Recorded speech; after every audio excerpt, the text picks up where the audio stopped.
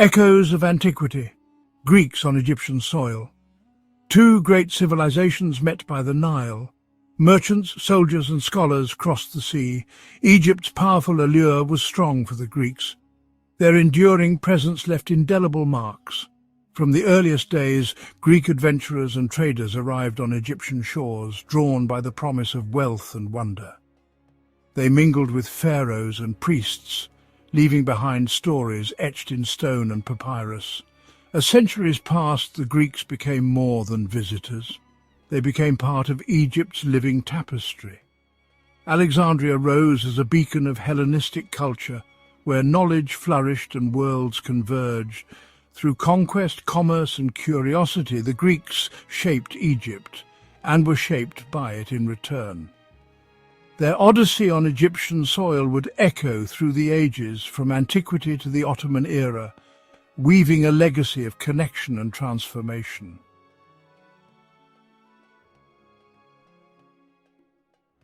The arrival of Greeks in Egypt was not a single event. They came as adventurous traders and skilled soldiers. The 7th century BC marked a more formal beginning. Psammetichus used Greek mercenaries to secure power. Greek merchants established trading posts. Enterprising merchants from cities like Miletus brought goods. Soldiers of fortune offered their services. Their courage laid the groundwork for larger communities.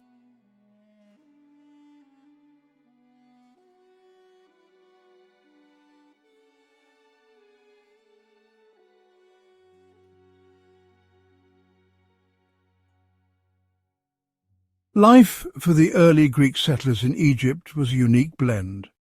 They maintained their Hellenic identity. Temples were built to Apollo, Hera and Aphrodite. They formed close-knit communities for mutual support. Interaction with the local Egyptian population was inevitable. Some degree of cultural blending took place. Greek mercenaries played a visible role.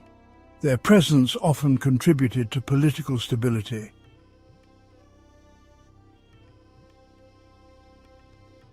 The great Macedonian king, Alexander, turned his gaze towards Egypt, a land of ancient wonders and enduring mysteries. In 332 BCE, he crossed the desert and approached the Nile, his army formidable and his ambitions grand.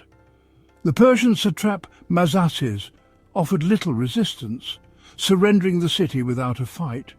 The Egyptian people, weary of Persian rule, welcomed Alexander as a liberator. He showed deep respect for their ancient religion and customs, visiting temples and making offerings to the gods. Alexander was even declared the son of Amun at the oracle of Siwa, cementing his legitimacy in the eyes of the Egyptians. His arrival marked a pivotal moment in Egypt's history, as Greek and Egyptian cultures began to intertwine. New cities like Alexandria would rise, blending Hellenistic and Egyptian traditions in art, architecture and daily life. This era set the stage for centuries of cultural fusion, forever changing the course of Egypt's destiny. Alexandria, founded by Alexander, grew rapidly. It became one of the most important cities of the ancient world. Its population was remarkably diverse. The great library drew scholars from far and wide. The library played a crucial role in preserving ancient texts. Alexandria became an unparalleled center for scholarship and learning.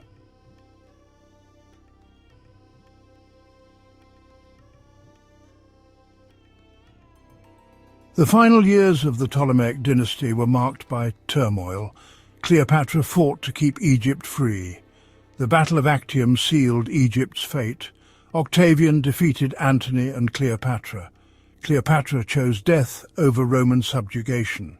Egypt became a Roman province, marking a monumental turning point.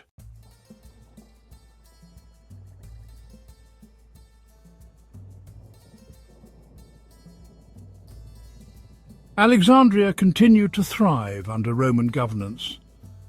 The great library still drew scholars. Roman prefects established their residences in Alexandria. Greeks played a vital role in Roman administration. Greek remained the primary language for local government. The Romans valued the efficiency of the existing systems.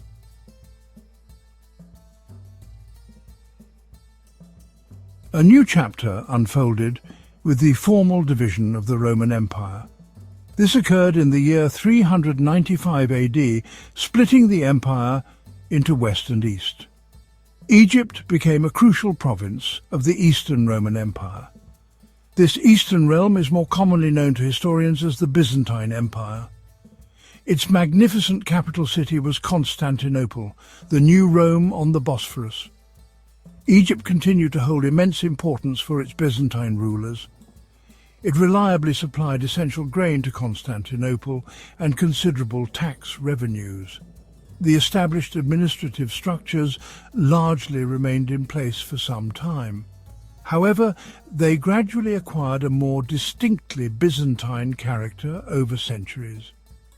This transition marked another long and significant era for Greeks in Egypt. The Byzantine period witnessed the profound and widespread Christianization of Egypt. The ancient land of Pharaohs slowly embraced the new faith. Alexandria solidified its position as one of the foremost centers of Christian theology. It was home to many influential patriarchs, monks, and religious thinkers. Figures such as Athanasius the Great and Cyril of Alexandria shaped Christian doctrine.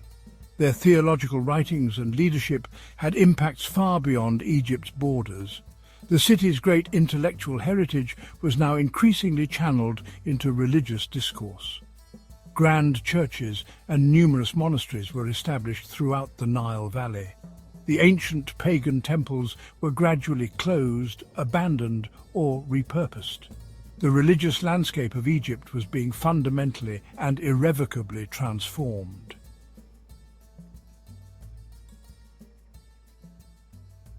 The winds of change swept across Egypt in the 7th century AD. Armies carrying the banner of Islam arrived from the Arabian Peninsula. Byzantine rule began to crumble. The conquest, led by Amr ibn al-As, was swift. Many Egyptians were weary of Byzantine control. They faced heavy taxation and religious persecution. The arrival of the Arabs marked a profound shift. A new political and religious order was established.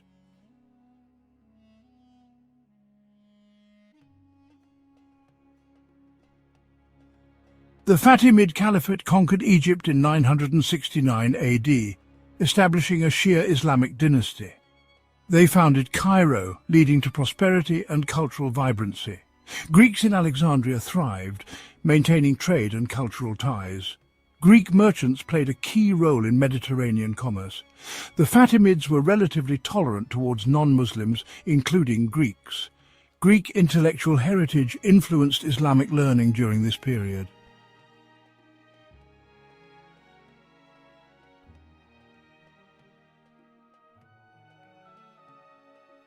The Mamluk Sultanate rose to power in Egypt in 1250 AD. The Mamluks were a unique military caste, originally slave soldiers of Turkic and Circassian origin. They established a powerful and long-lasting dynasty that ruled Egypt and Syria. Their reign was characterized by impressive military achievements and monumental architecture. However, it was also a period of frequent internal power struggles. The environment for non-Muslim communities under the Mamluks could be variable.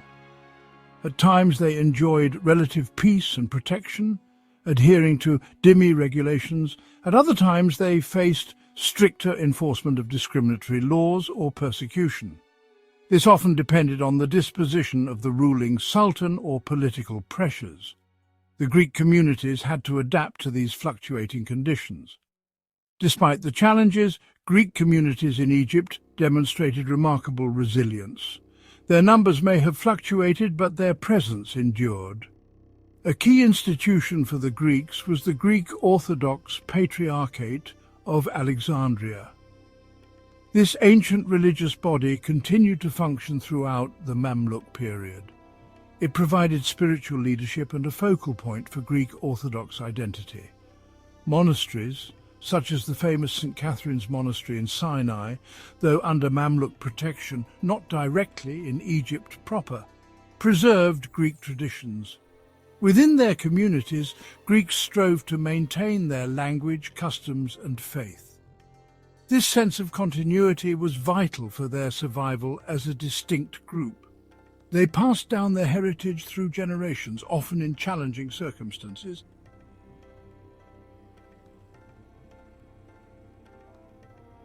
In 1517, the Ottoman Sultan Selim I decisively conquered Egypt. This momentous event brought an end to the Mamluk Sultanate. Egypt was incorporated into the vast and powerful Ottoman Empire. This new imperial structure would govern the land for the next 4 centuries. For the Greek communities in Egypt, the arrival of the Ottomans heralded a new chapter. The Ottomans, having conquered Constantinople in 1453, already ruled over many Greeks. The Greek Orthodox Patriarch of Constantinople held a significant position within the Ottoman system. This existing framework influenced how Greeks in Egypt were administered. Initially, the transition brought changes to the ruling elite and administrative hierarchies. One remarkable aspect of the Ottoman era was the rise of individuals of Greek ancestry. Many rose to positions of significant power and influence within the Ottoman state. Some of these individuals came through the devşirme system. This was the practice of levying boys from Christian families in the Balkans. These boys were converted to Islam and educated to serve the Sultan. Others, particularly the Phanariot Greeks from Constantinople, gained prominence. They excelled as diplomats, administrators, and provincial governors. Their linguistic skills, education, and commercial acumen were highly valued. This phenomenon meant that Greek influence could be felt at the highest levels. It extended throughout the diverse provinces of the sprawling Ottoman Empire.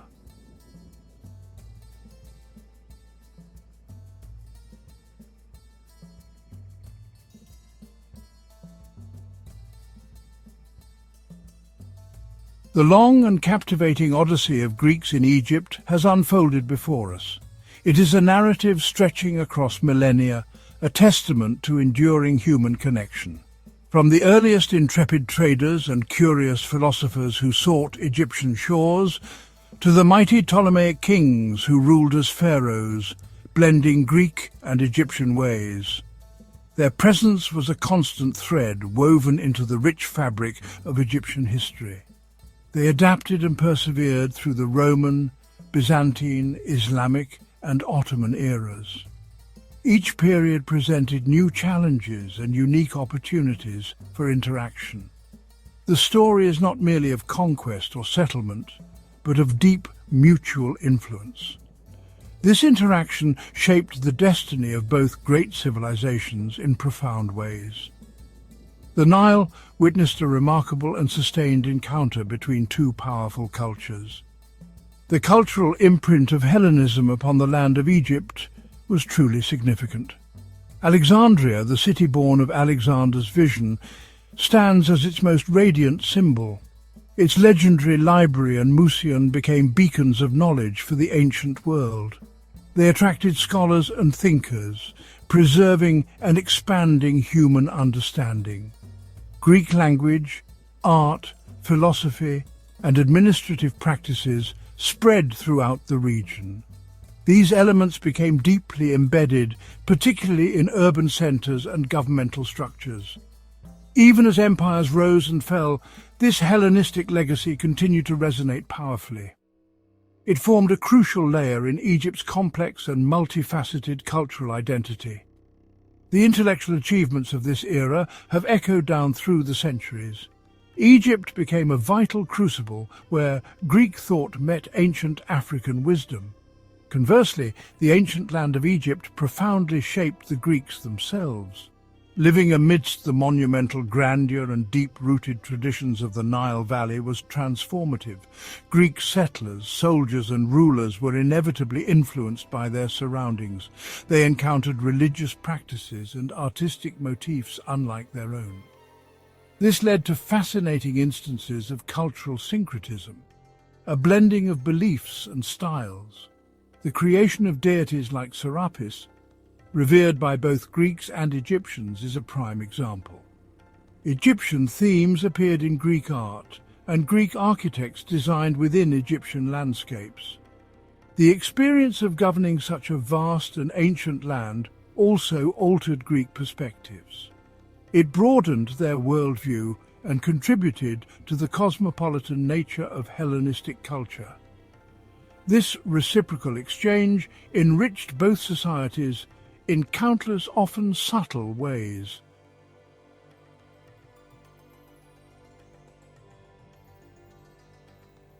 The historical foundations laid by Greeks in antiquity were strong. These foundations allowed for a notable resurgence of Greek communities in Egypt. This was particularly evident in the 19th and early 20th centuries. Greek entrepreneurs, merchants and intellectuals played a significant role. They contributed greatly to the economic and cultural development of modern Egypt. Cities like Alexandria and Cairo saw flourishing Hellenic communities. Their impact on commerce, industry and the arts was substantial. This demonstrates the enduring nature of the Greco-Egyptian connection over time. Their long journey through Egyptian history has left a legacy that continues to resonate. It serves as a reminder of the intricate and fascinating ways cultures can meet and merge. The echoes of their presence are still discernible by the timeless flow of the Nile.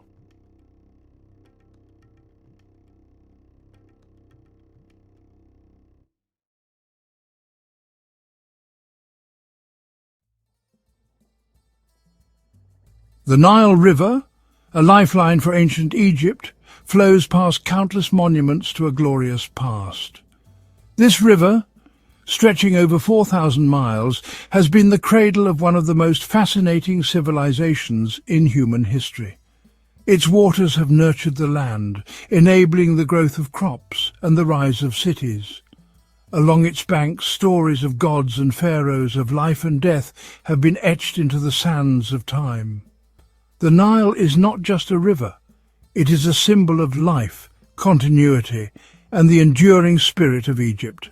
Among these, the Temple of Komombo stands unique. It is a testament to the ingenuity and spiritual depth of the ancient Egyptians. Built during the Ptolemaic dynasty, this temple is a marvel of architecture and religious symbolism. It is not just a place of worship, but a reflection of the duality that permeates Egyptian mythology and culture. The temple's unique structure and purpose set it apart from the myriad other temples that dot the Egyptian landscape. Located on a bend in the river, it is not dedicated to one god, but two. This dual dedication is rare and speaks volumes about the beliefs and practices of the time. The temple honors both Sobek, the crocodile god associated with fertility and military prowess, and Horus the Elder, the falcon-headed god of the sky and kingship. This duality is not just a quirk of design, but a profound statement about the balance of power and harmony in the universe. This duality is evident in its very design. The temple is perfectly symmetrical, with two identical entrances, two parallel hypostyle halls, and two sanctuaries. Each side is a mirror image of the other, reflecting the dual nature of the gods it honors. This architectural choice is not merely aesthetic, but deeply symbolic, representing the balance and harmony that was central to ancient Egyptian cosmology. The dual corridors and sanctuaries allow for simultaneous worship, a rare feature that underscores the temple's unique purpose. Two entrances, two hypostyle halls, two sanctuaries, all mirrored in perfect symmetry. This meticulous design is a marvel of ancient engineering and artistry. The symmetry extends to the smallest details, from the carvings on the walls to the layout of the columns. Each element is carefully crafted to maintain the balance and harmony that the temple embodies. This attention to detail is a testament to the skill and dedication of the ancient builders and artists who created this masterpiece. This architectural marvel offers a glimpse into the rich tapestry of ancient Egyptian beliefs. The walls are adorned with intricate carvings and hieroglyphs that tell stories of gods, kings, and everyday life. These inscriptions are not just decorative, but serve as a historical record, providing insights into the religious and social practices of the time. As you walk through the temple, you are transported back in time, experiencing the grandeur and mystery of ancient Egypt. The Temple of Kom Ombo is not just a relic of the past. It is a living testament to the enduring legacy of one of the world's greatest civilizations. Construction of the temple began in the 2nd century BC during the Ptolemaic dynasty. These Greek rulers, descendants of Alexander the Great, embraced Egyptian traditions while leaving their own mark on the land. The Ptolemies were prolific builders, and Kom Ombo stands as a testament to their ambition and their reverence for the ancient Egyptian gods.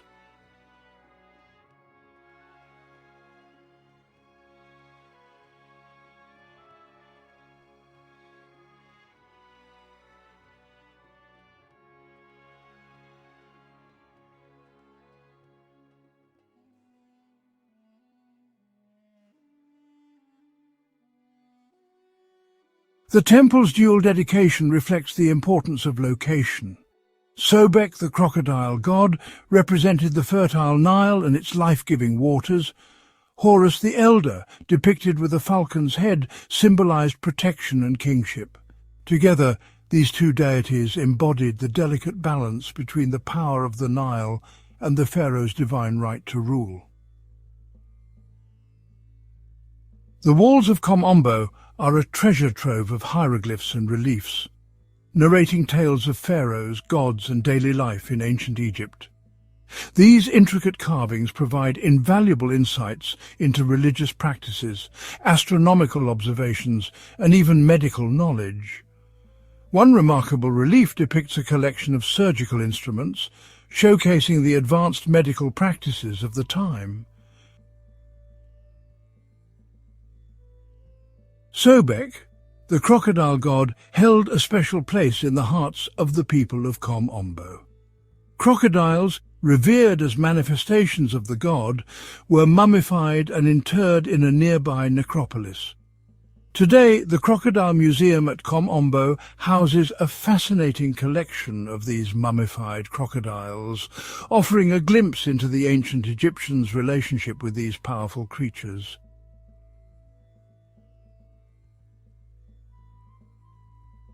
Like many ancient monuments, the Temple of Kom Ombo has not escaped the ravages of time. Centuries of exposure to the elements, coupled with earthquakes and human activity, have taken their toll. The once vibrant colours of the reliefs have faded, and some sections of the temple lie in ruins.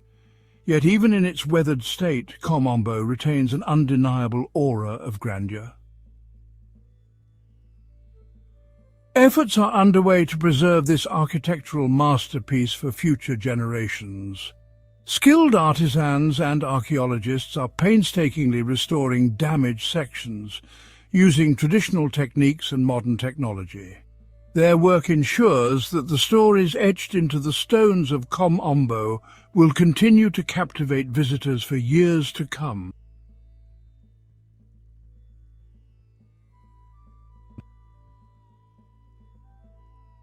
The Temple of Kom Ombo stands as a testament to the enduring power of the Nile River.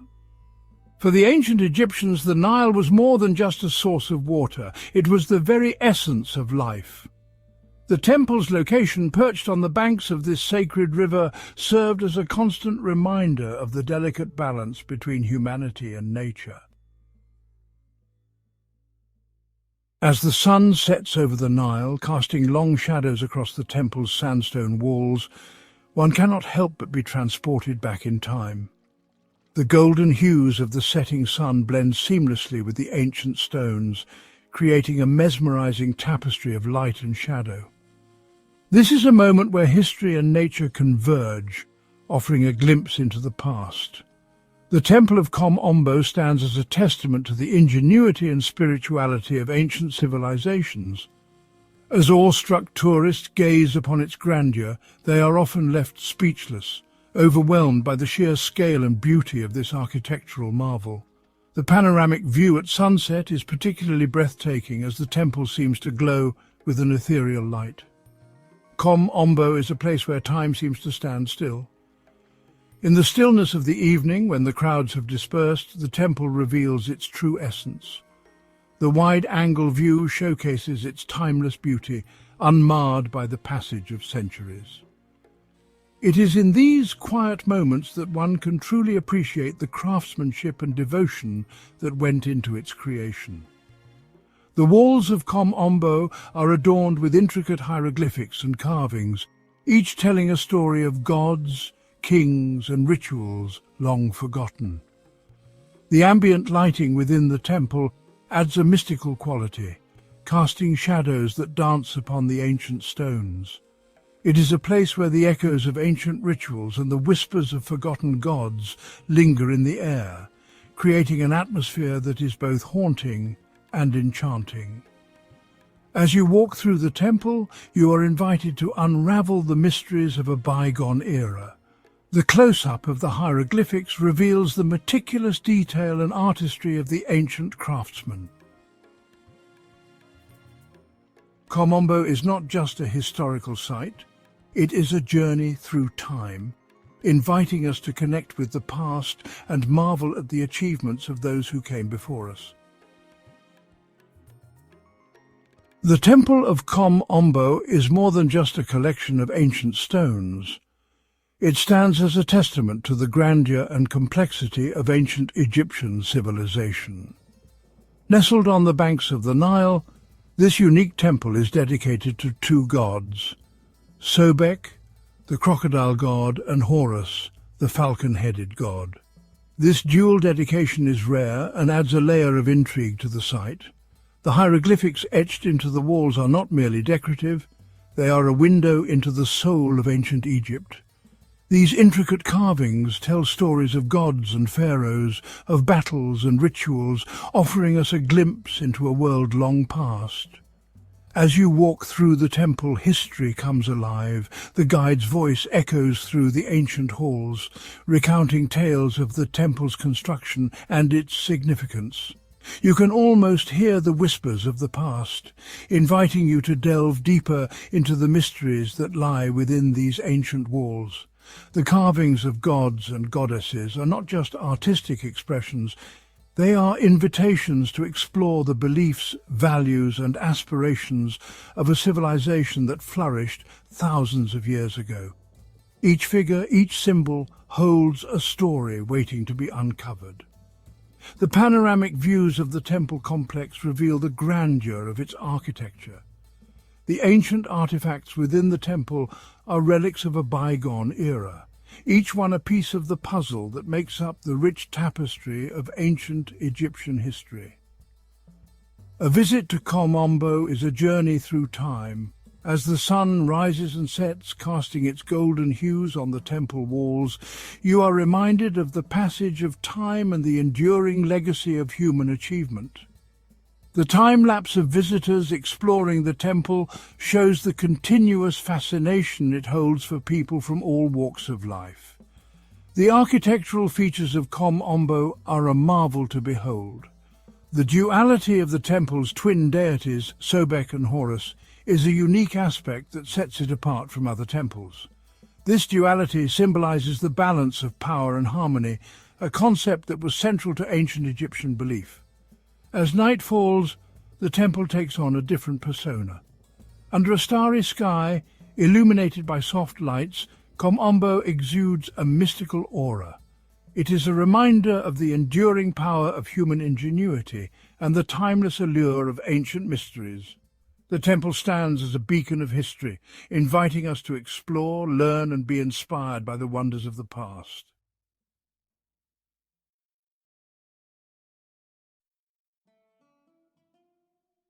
Thebes, the heart of ancient Egypt. Nestled on the banks of the Nile, Thebes was more than just a city. It was the beating heart of a civilization, showcasing human ambition, faith and artistry. Join us as we uncover the rich history and significance of this ancient city, exploring its grand temples, its royal tombs, and its pivotal role in shaping the story of ancient Egypt.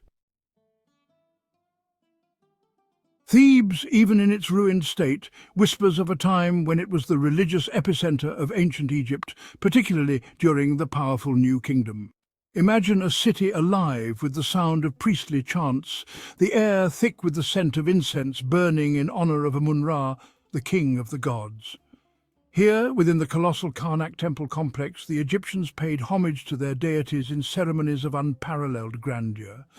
The temple, a sprawling testament to their faith, grew over centuries, each pharaoh adding his own mark to this sacred landscape. Luxor Temple, bathed in the golden glow of the setting sun, was a place for ordinary Egyptians to connect with the divine. Together, these two temples formed the spiritual heart of Thebes, a place where the earthly and the divine intertwined. The ancient Egyptians believed in a life after death, a belief reflected in the grandeur of their tombs. Just across the Nile, on the west bank, lies the Theban necropolis, a city of the dead as magnificent as the city of the living. Here, in the Valley of the Kings and the Valley of the Queens, pharaohs and their consorts were laid to rest, surrounded by treasures they believed would accompany them into the afterlife. The tomb of Tutankhamun, a relatively minor pharaoh, yielded a treasure trove of artifacts that captivated the world's imagination. But perhaps even more impressive are the elaborate tombs of rulers like Seti I and Ramses VI, their walls adorned with vibrant scenes from the Book of the Dead. Dotting the landscape are the mortuary temples, grand structures built not for the dead but for their memory. These temples, along with the royal tombs, stand as silent sentinels, guarding the secrets of Egypt's past. For centuries, Thebes was more than just a religious center. It was the vibrant heart of a nation, the capital of a mighty empire. Imagine the bustling streets of Thebes during its zenith, a time when it was known as the City of 100 Gates. Thebes' rise to prominence began during the Middle Kingdom, when Mentuhotep II reunited the two lands after a period of division. He moved the capital to Thebes, laying the foundation for its future glory. But it was during the New Kingdom that Thebes truly flourished, reaching the pinnacle of its power and influence. Under the rule of powerful pharaohs like Thutmose III and Amenhotep III, Thebes became a metropolis, a hub of international trade and a center of art and culture. The city's wealth was evident in its grand temples, its opulent palaces, and the luxurious lifestyle of its elite. Yet, even after losing its political dominance, Thebes remained a city of immense religious and cultural significance, a testament to its glorious past. Few sights on earth can compare to the awe-inspiring grandeur of the Karnak temple complex. Imagine standing before this colossal structure, its towering pylons reaching towards the heavens, a symbol of human devotion and architectural genius. Karnak was not simply a temple. It was a city within a city, a complex of temples, chapels and monuments dedicated to the Theban triad Amun-Ra, Mut and Khonsu. The hypostyle hall, with its forest of massive columns, is perhaps the most iconic image of Karnak. The construction of Karnak spanned over 2 millennia, with each successive pharaoh feeling compelled to leave his mark on this sacred complex. From the massive pylons and obelisks to the intricate reliefs and inscriptions that adorn its walls, Karnak stands as a testament to the ambition, ingenuity, and deep religious fervor of the ancient Egyptians. The story of Thebes is not just one of religious devotion and architectural grandeur, it is also a story of conflict and resilience. Thebes found itself at the heart of several pivotal moments in Egyptian history, times when the very existence of the kingdom was threatened. One such period was the Second Intermediate Period, a time of turmoil and division when Egypt fell under the rule of the Hyksos, a foreign power from the Levant. The Hyksos, with their superior weaponry and military tactics, conquered much of Lower Egypt, pushing the native Egyptian rulers south. Thebes, however, refused to submit. Theban rulers, seeing themselves as the true heirs to the pharaonic legacy, waged a long and bloody war against the Hyksos, a conflict that would determine the fate of Egypt. Finally, under the leadership of Ahmose I, the founder of the 18th dynasty, the Egyptians triumphed. Ahmose I, a Theban prince, drove the Hyksos out of Egypt, reuniting the two lands and ushering in a new era of Egyptian power and prosperity. Thebes, at its zenith, was more than just a political and religious capital. It was the cultural heart of ancient Egypt, a city alive with creativity and artistic innovation. Imagine the workshops of Thebes, filled with skilled artisans, sculptors, painters, weavers, their hands bringing life to stone, wood and fabric, transforming them into works of breathtaking beauty. The tombs and temples of the Theban necropolis offer a glimpse into this vibrant artistic tradition.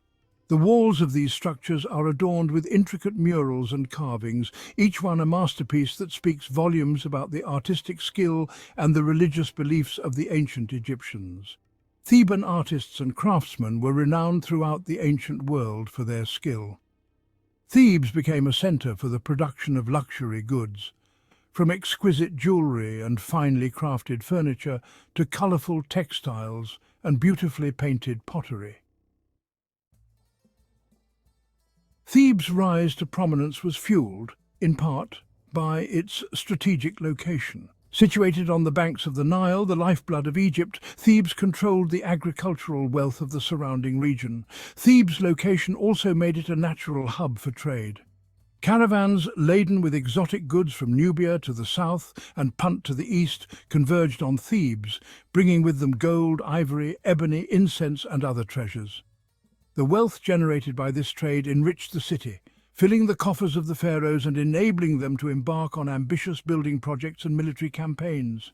The opulence of Thebes was evident in its grand temples and monuments, its luxurious palaces and the lavish lifestyle of its elite. Even the mightiest of empires are not immune to the tides of time. Thebes, for centuries the heart of a civilization, eventually experienced a slow decline, its power and influence waning as new powers rose to prominence in the ancient world.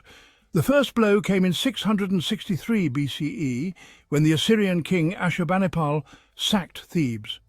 The Assyrians, a ruthless and efficient military force, had conquered much of the Near East, and Egypt, weakened by internal strife and economic decline, was unable to withstand their onslaught.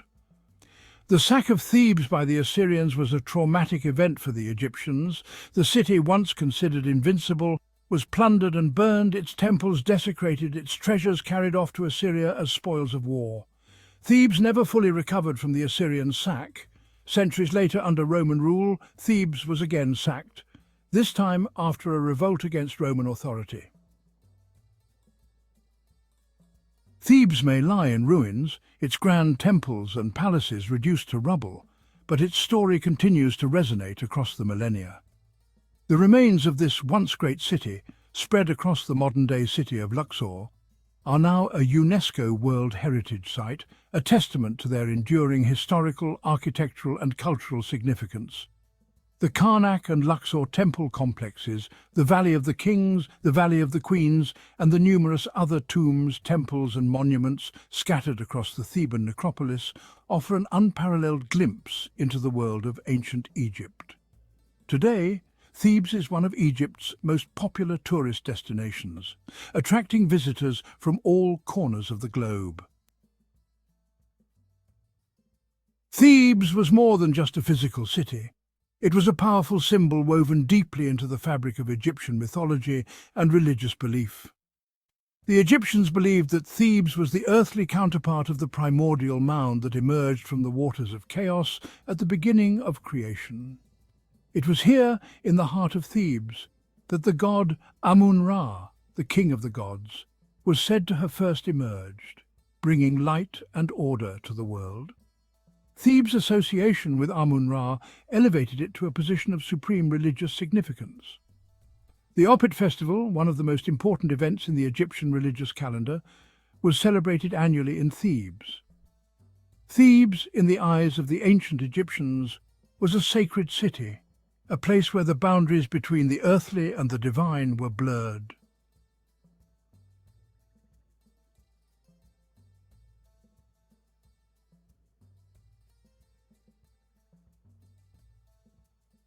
Thank you for joining us on this journey through the ancient city of Thebes. From its grand temples that scraped the sky to the whispers of pharaohs in the Valley of the Kings, Thebes stands as a testament to human ambition, ingenuity, and the enduring power of belief. A palace for antiquities, the genesis of the Egyptian Museum. The Egyptian Museum in Cairo stands as a testament to a civilization that captivated the world for millennia. Its story began in the mid-19th century, a time when Egypt witnessed a resurgence of interest in its ancient past. Auguste Mariette, a French archaeologist, played a pivotal role. Mariette, alarmed by the plundering of ancient sites, advocated for the preservation of Egypt's heritage. His vision materialized in 1858 with the establishment of the Antiquities Service, the precursor to the museum. Housed initially in a modest building near the Bulak district, the collection grew rapidly. The Nile, however, had other plans. A devastating flood in 1878 threatened the burgeoning collection. The artifacts were meticulously moved to safety, but the event underscored the need for a more secure and permanent home. The pioneers, early curators, and their contributions. The museum found its current home in 1902 in a majestic edifice in Cairo's Tahrir Square. Designed by the French architect Marcel Dornion, the building itself is an impressive blend of neoclassical and ancient Egyptian styles. Its grand staircase and spacious halls provided an appropriate setting for the treasures within.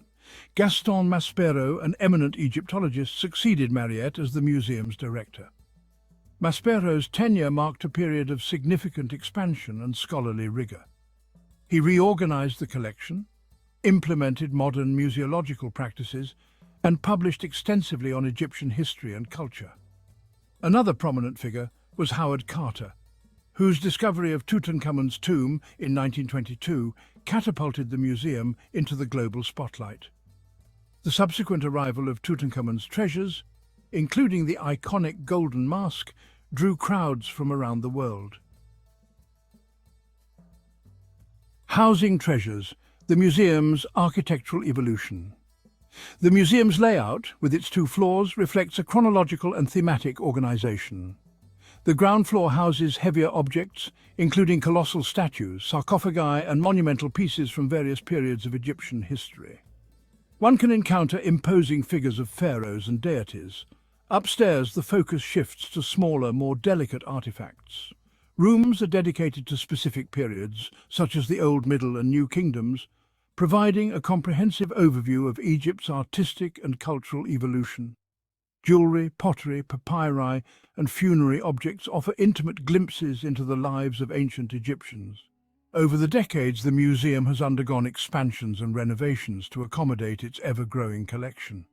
New wings and galleries have been added, and modern display techniques have been implemented to enhance the visitor experience. The Boy King's legacy, Tutankhamun's treasures unveiled. Among the museum's vast holdings, Tutankhamun's treasures occupy a place of unparalleled prominence. Discovered in 1922 by Howard Carter, the nearly intact tomb of the young pharaoh yielded a wealth of artifacts that captivated the world. The discovery provided an unprecedented glimpse into the opulence and artistry of ancient Egypt. At the heart of this collection lies Tutankhamun's golden mask, a masterpiece of funerary art. Crafted from solid gold and inlaid with semi-precious stones, the mask is a breathtaking example of ancient craftsmanship. Its serene expression and idealized features embody the youthful king's eternal afterlife. The mask, however, is but one of many treasures recovered from Tutankhamun's tomb. The museum houses a vast array of objects, including gilded chariots, ornate furniture, alabaster vessels, and a dazzling array of jewelry.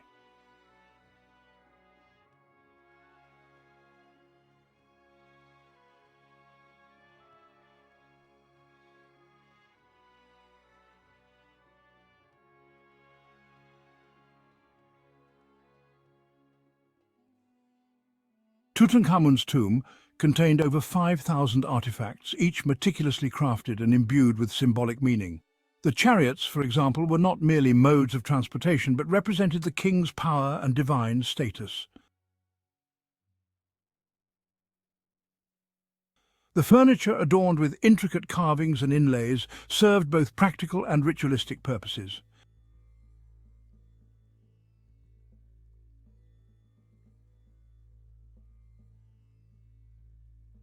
The alabaster vessels, some shaped like animals or mythical creatures, held precious unguents and perfumes, essential for the king's journey to the afterlife.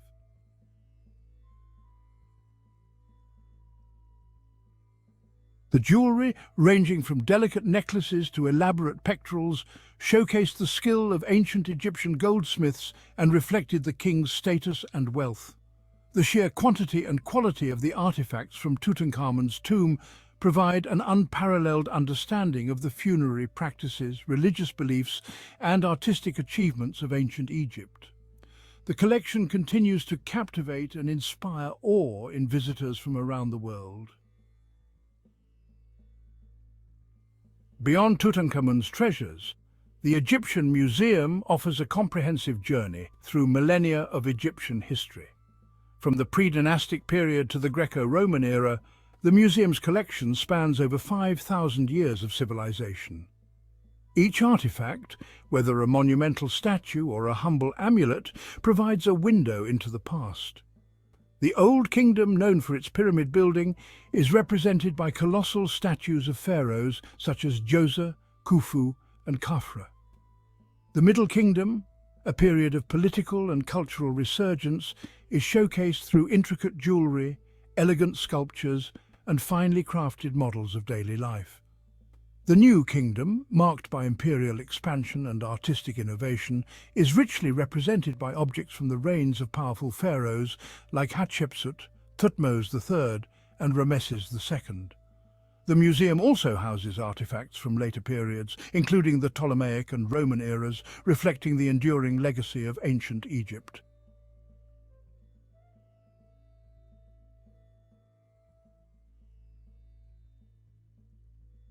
Within the museum's walls, countless stories unfold, each object whispering tales of a bygone era. The Nama palette, for example, a ceremonial object dating back to the early dynastic period, depicts the unification of Upper and Lower Egypt, a pivotal event in Egyptian history.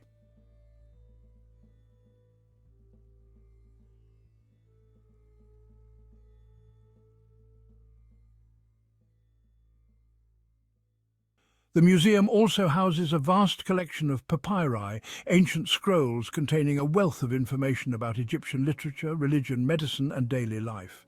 The Book of the Dead, a collection of funerary texts, provides insights into Egyptian beliefs about the afterlife.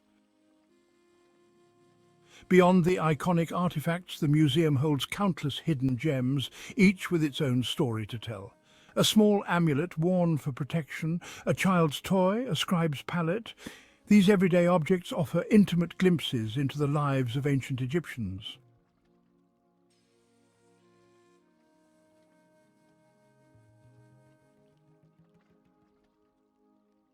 The Egyptian Museum serves not only as a repository of artifacts, but also as a centre for research and conservation. A team of dedicated curators, archaeologists and conservators work tirelessly to preserve and study the collection, ensuring that future generations can appreciate the wonders of ancient Egypt. The museum's conservation laboratories are equipped with state-of-the-art technology, allowing experts to restore and preserve delicate objects. Researchers from around the world come to study the museum's collection, contributing to our understanding of Egyptian history, culture and art. The museum also plays a vital role in combating the illicit trafficking of antiquities. By raising awareness and collaborating with international organizations, the museum strives to protect Egypt's cultural heritage from looting and destruction. The Egyptian Museum in Cairo stands as a testament to one of the world's most enduring civilizations. Its vast and diverse collection, spanning millennia of history, continues to captivate and inspire awe in visitors from around the globe. From the iconic golden mask of Tutankhamun to the everyday objects of ordinary Egyptians, the museum offers a window into a world both familiar and extraordinary. As a centre for research, conservation and education, the museum plays a vital role in preserving Egypt's cultural heritage for future generations. Its mission extends beyond its walls, fostering a deeper appreciation for the achievements of ancient Egypt and inspiring a sense of wonder at the ingenuity, creativity and resilience of the human spirit.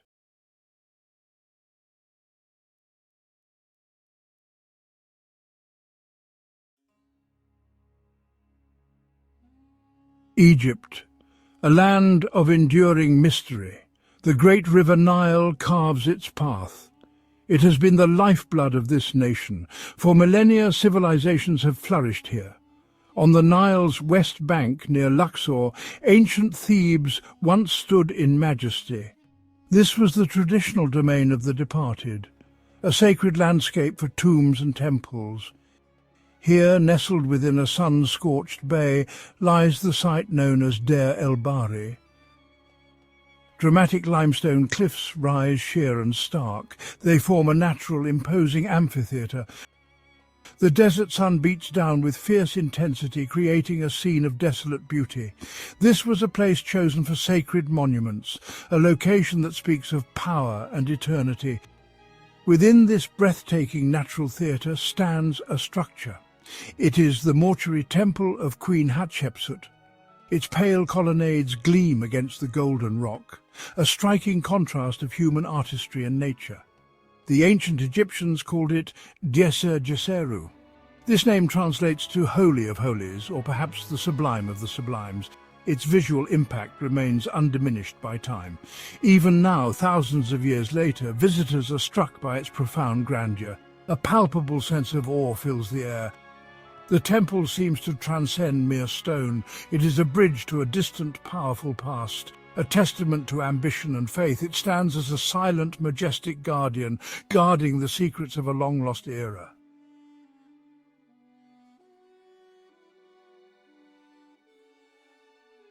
The mortuary temple of Hatshepsut is rightly famed. It is considered a masterpiece of ancient architecture. Its design was revolutionary for its time, breaking from many established traditions. The architect Senenmut showed great ingenuity.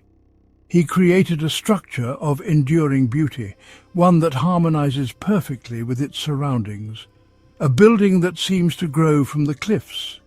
The temple is arranged on 3 ascending terraces. These broad courts are linked by central ramps. Graceful colonnades line the facades of each level, creating elegant patterns of light and shade. This terrace design was a bold innovation. It allows the temple to merge with the cliff face. It appears almost as a natural extension of the rock, a truly inspired and breathtaking architectural vision.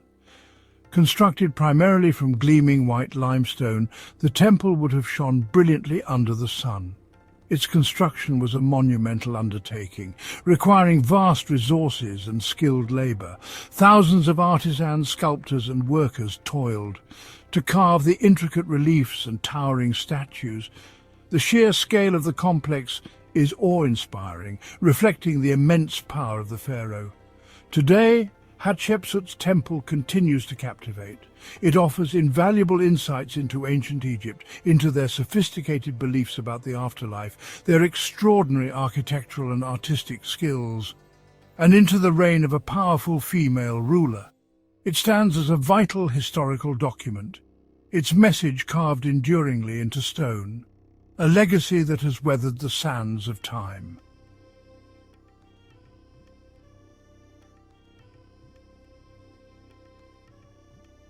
The magnificent temple did not spring into existence overnight.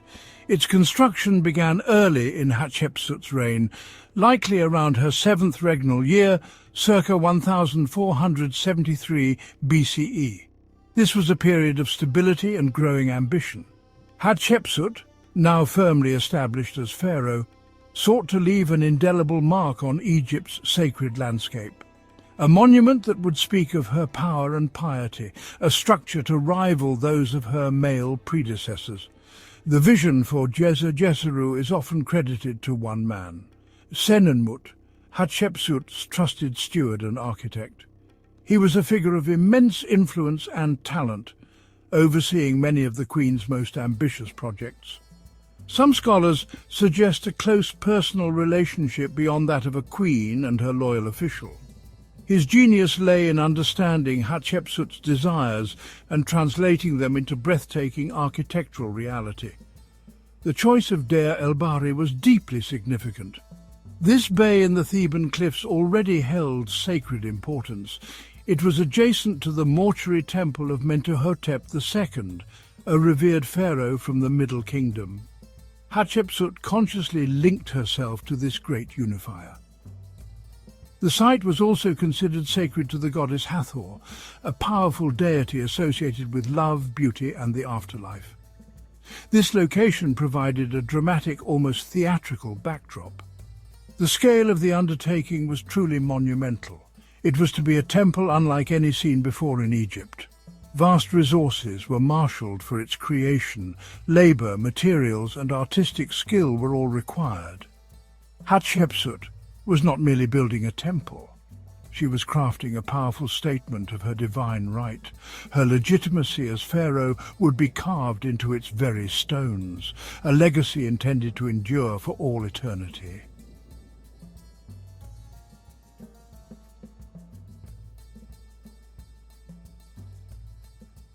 The construction of Hatshepsut's temple was a colossal effort.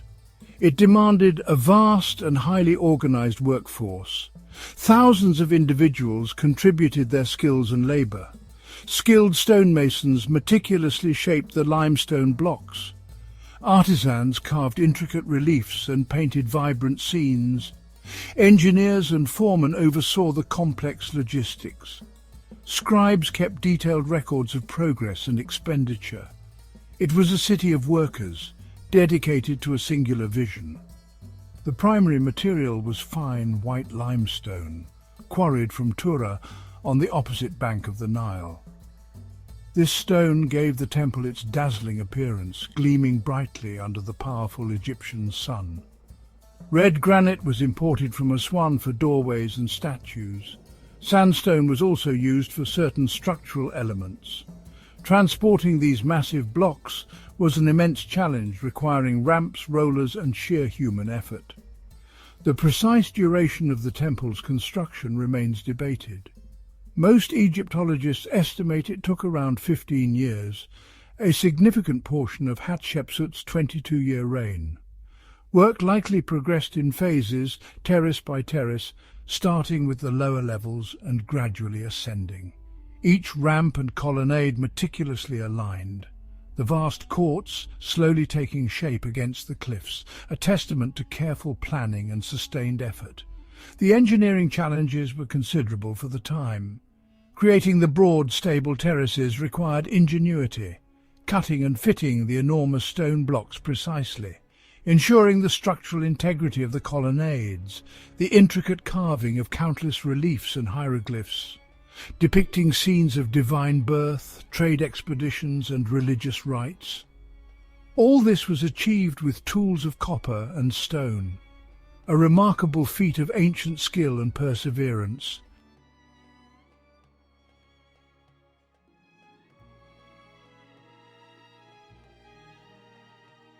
Hatshepsut's temple housed shrines dedicated to key deities, integrating her mortuary cult with Thebes' religious landscape. Notable shrines include the Hathor shrine, with columns carved as Hathor's head, and the Anubis shrine. The Amun-Ra sanctuary on the uppermost terrace featured exquisite painted reliefs. These shrines ensured divine favor for Hatshepsut in her afterlife.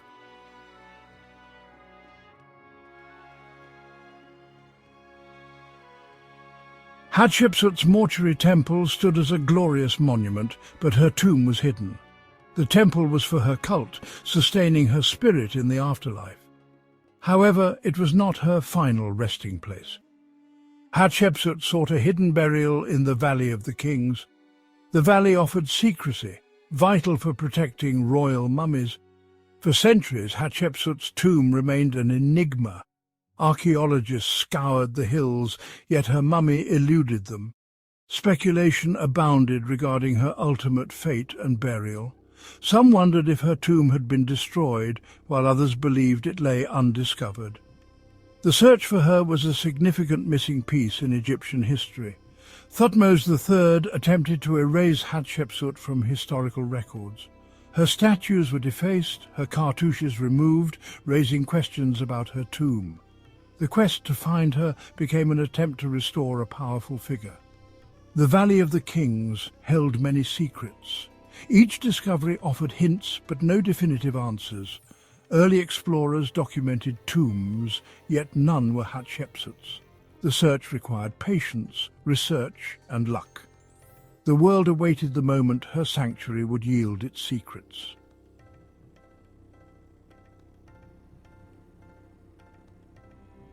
The quest to identify Hatshepsut's mummy was reignited in the early 21st century. Dr. Zahi Hawass spearheaded a new initiative to locate missing royal mummies. Hatshepsut was high on the list of priorities.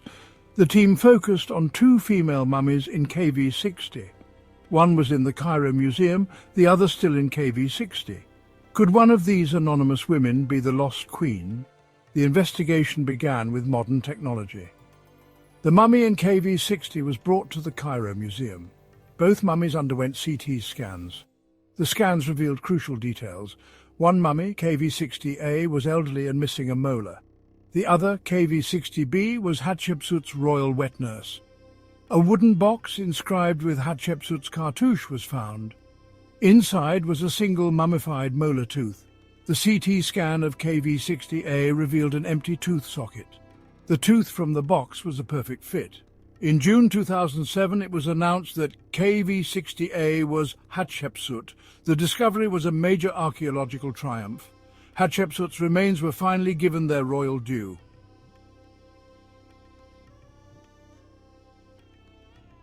Hatshepsut's temple played a crucial part in Thebes' beautiful festival of the valley, celebrating rebirth and renewal. The festival reaffirmed the divine order and the power of Amun-Ra. The bark of Amun-Ra crossed the Nile to Hatshepsut's temple. Special rituals honored Amun-Ra and Hatshepsut. The festival transformed the West Bank into a vibrant landscape of divine encounter.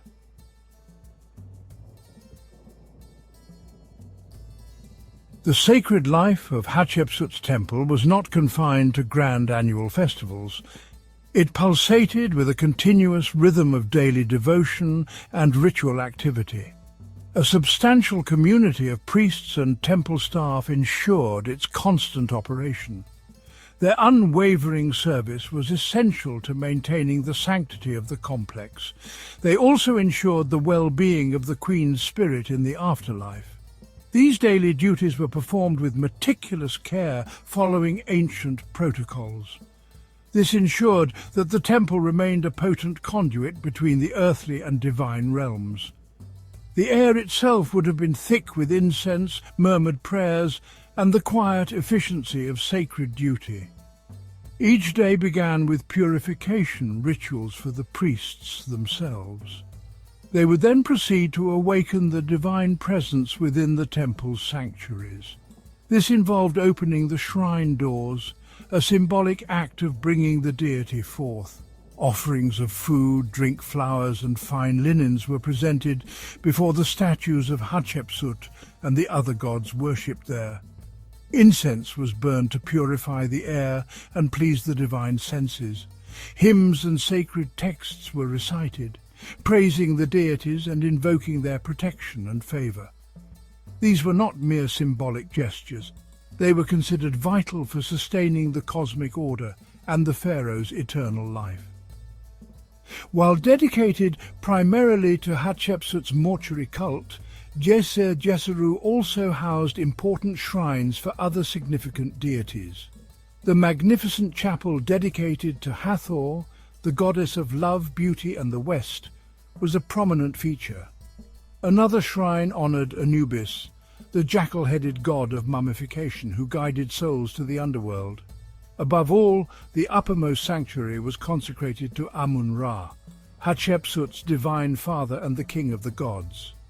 The worship of these deities was seamlessly integrated into the temple's daily life.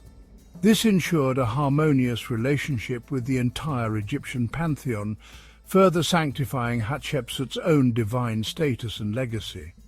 Therefore, the temple was far more than a static monument to a deceased ruler. It was a vibrant, functioning institution, a hive of religious activity and meticulous care. Its operation required significant resources. Land endowments provided agricultural produce for offerings. Workshops produced sacred oils, incense, and linens. Scribes maintained detailed inventories and records of temple activities. The sheer scale of this daily enterprise underscores the immense importance placed on the afterlife. It highlights the pharaoh's role in maintaining Ma'at, the divine order. Hatshepsut, sublime of the sublimes, was truly a living house of eternity, sustained by ceaseless devotion.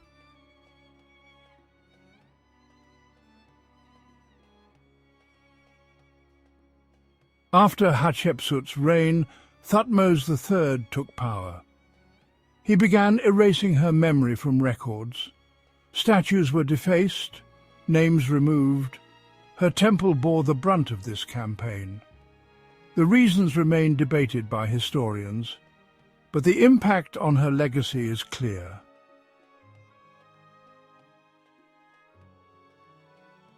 Centuries after Hatshepsut, Egypt faced the Amarna period under Akhenaten. He promoted the Aten, suppressing traditional gods. Temples of Amun-Ra were defaced. Hatshepsut's temple suffered greatly. Akhenaten's death saw restoration efforts. Temples were repaired, but scars remained. Later periods brought new challenges. Hatshepsut's temple faced neglect and quarrying. It faded into the sands of time. Under Greek rulers, Egypt saw a renewed interest in ancient traditions.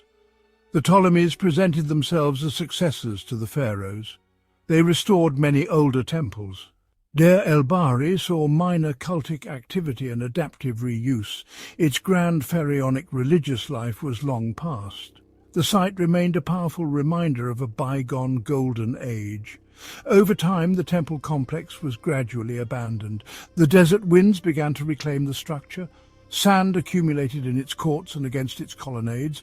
The vibrant paint on its reliefs faded under the relentless sun. The precise details of its decline into ruin are scarce. Its original function as a mortuary temple ceased. The ancient gods fell silent within its once hallowed halls. With the spread of Christianity, many ancient temples were repurposed. Deir el-Bahari attracted a new faith. A Coptic Christian monastery was established within the ruins. This monastery became known as the Monastery of St. Foibamon. The area gets its Arabic name, Deir el-Bahari. This name translates to Monastery of the North. The ancient stones were given a new sanctity. The monks occupied parts of Hatshepsut's temple for centuries. They adapted the ancient structures to suit their needs. Walls were built, and some reliefs were covered with Christian paintings. Shrines once dedicated to Egyptian gods became chapels for Christian worship. This period of Coptic occupation further altered the temple's appearance. Eventually, this monastery too was abandoned, likely by the 11th century. The temple then lay largely forgotten by the outside world, waiting for its rediscovery and meticulous excavation in the modern era.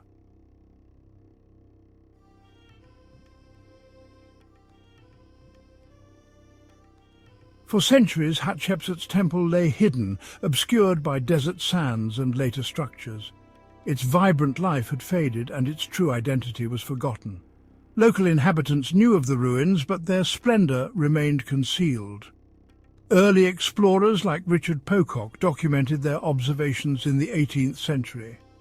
Napoleon's expedition and later scholars like Champollion and Lepsius recognized its significance. Their work laid the foundation for future research, bringing ancient Egypt to a global audience. The stage was set for systematic efforts to unveil its buried secrets.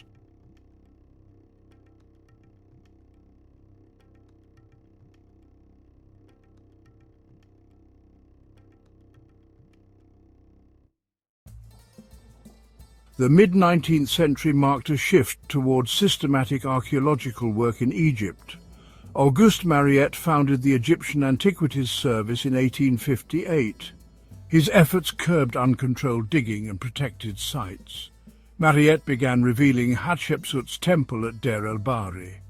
Later, Edouard Neville led extensive campaigns from 1893 to 1906. His team exposed the temple's terraces and colonnades. Neville's work revealed stunning reliefs and the temple's ground plan. Since 1961, a Polish-Egyptian team has undertaken vital restoration work. Their efforts have preserved the monument and uncovered new information. Hatshepsut's temple continues to inspire awe and provide knowledge.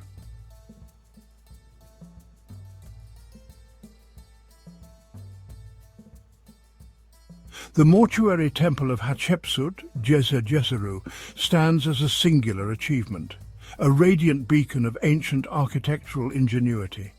Carved into the dramatic Deir el-Bahri cliffs, its beauty remains undiminished. The dream of a remarkable female pharaoh brought to life in stone.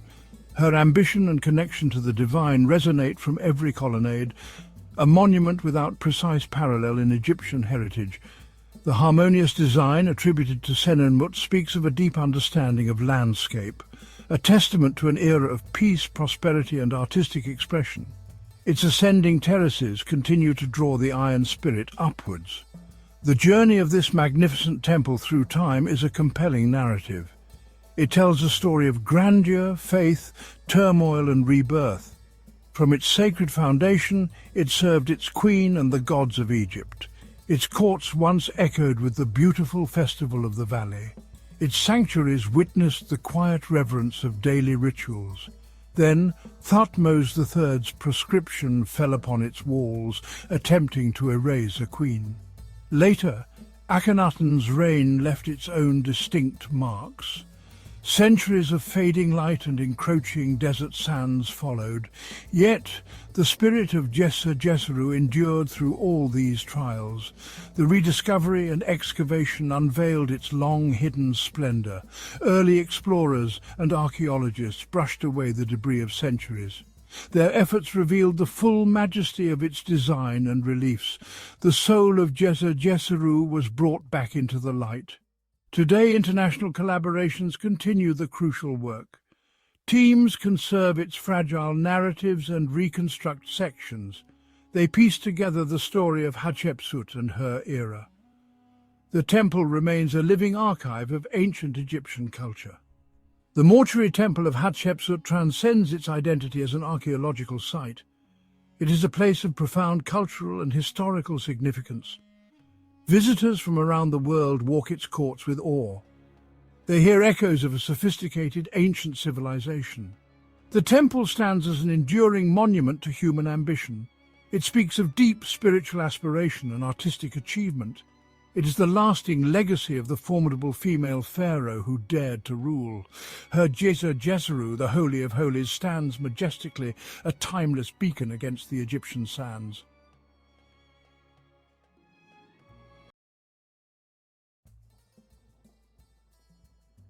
Ancient Egypt, a civilization that has fascinated historians, archaeologists and the general public for centuries. The land of pharaohs and pyramids, a place where the sands of time have preserved the grandeur of a bygone era, a place full of mystery and wonder. The ancient ruins whisper tales of gods and kings, of life and death. But behind the giant monuments and strange hieroglyphs, ancient Egypt had a vibrant musical tradition. Music was an integral part of their daily lives. Music was everywhere in this ancient civilization, from simple homes to grand temples. It was a universal language that transcended social classes. Imagine the sun rising over the Nile River, shining on the fields, the gentle hum of the river, the rustling of the reeds, and the distant sound of a flute. Farmers work in their fields, singing ancient songs. These songs were not just for entertainment. They were a way to pass down stories and traditions. In the busy marketplace, musicians play happy tunes, and their music mixes with the sounds of people buying and selling. The marketplace was a hub of activity, and music added to its vibrancy. Inside the temples, priests performed rituals, singing hymns and playing sacred instruments. These rituals were believed to connect them with the divine. Music wasn't just art in ancient Egypt, it was a big part of their lives. It was woven into the fabric of their society. It showed their happiness and sadness, their beliefs and hopes. Music was a reflection of their emotions and their world view. It connected them to their gods and celebrated life and death. Music was a bridge between the mortal and the divine. Join us as we travel back in time to explore the music of ancient Egypt. We'll delve into the sounds that echoed through the temples and marketplaces. We'll discover their instruments and learn about their musical traditions. From the simple reed flutes to the elaborate harps, each instrument had its own story. This picture shows us the musical culture of ancient Egypt. The wall paintings are a testament to the importance of music in their society. We see musicians playing harps, their fingers deftly plucking the strings to create melodies that have been lost to time. Flutes, their breath giving life to the music, and drums, the heartbeat of their songs. They look skilled and passionate. Their expressions show a deep connection to their craft. This scene reminds us that music was important to them. It was present in their celebrations, their rituals and their daily lives. It brought them joy, comfort and a connection to their gods. Music was the soul of ancient Egypt, a timeless echo of a civilization that continues to captivate us. Music wasn't just for rich people or religious ceremonies in ancient Egypt. Everyone enjoyed music. It was a universal language that transcended social classes and was deeply embedded in the fabric of their daily lives. From the grand palaces of the pharaohs to the humble homes of the common folk, music resonated through the air, bringing joy and solace to all who heard it. It was part of everyday life and all kinds of activities. Whether people were working, relaxing or celebrating, music was always present. It was as essential to their lives as the Nile River, providing a rhythm to their daily routines and marking the passage of time with its melodies. From working in the fields to celebrating at festivals, music was always there. Farmers would sing as they sowed and harvested their crops, their songs echoing across the fertile lands. These melodies not only made the hard work more bearable, but also synchronized their efforts, making the labor more efficient and harmonious. Think about the hard work of building the pyramids, those huge monuments that we still marvel at today. The construction of these colossal structures required immense physical effort and coordination. Music played a crucial role in this process, helping to maintain the workers' morale and keep them in sync. The work was tough, but the workers sang together. Their voices, rising in unison, created a powerful sense of camaraderie and shared purpose. These songs were not just about passing the time, they were a vital part of the work itself, providing a steady rhythm for the labourers to follow. Their voices, rising and falling, gave them a sense of unity and purpose. The melodies and rhythms helped to coordinate their movements, ensuring that each stone was placed with precision and care. This musical collaboration was a testament to the ingenuity and resilience of the ancient Egyptians. These work songs, passed down from parents to children, helped them work together and kept them going. They were a living tradition, a way of preserving the knowledge and skills of previous generations. Through these songs, the wisdom of the past was carried forward, ensuring that each new generation was equipped to face the challenges of their time. In the busy marketplaces where people sold things and met friends, music created a lively atmosphere. The sounds of merchants calling out their wares, the chatter of customers and the melodies of street musicians blended together to create a vibrant and dynamic soundscape.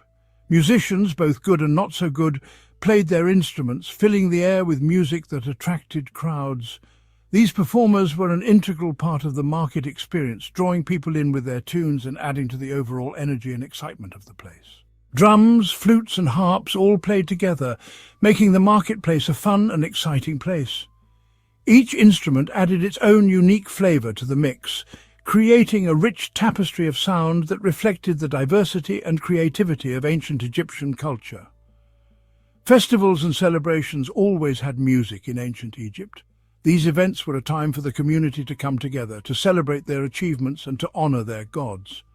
Music was at the heart of these gatherings, providing a soundtrack for the festivities and enhancing the sense of joy and togetherness.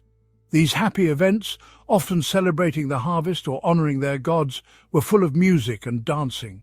The rhythms of the drums and the melodies of the flute set the pace for the dancers, who moved with grace and exuberance. These celebrations were a testament to the vitality and spirit of the ancient Egyptians. Imagine a festival for Hathor, the goddess of love, music, and joy.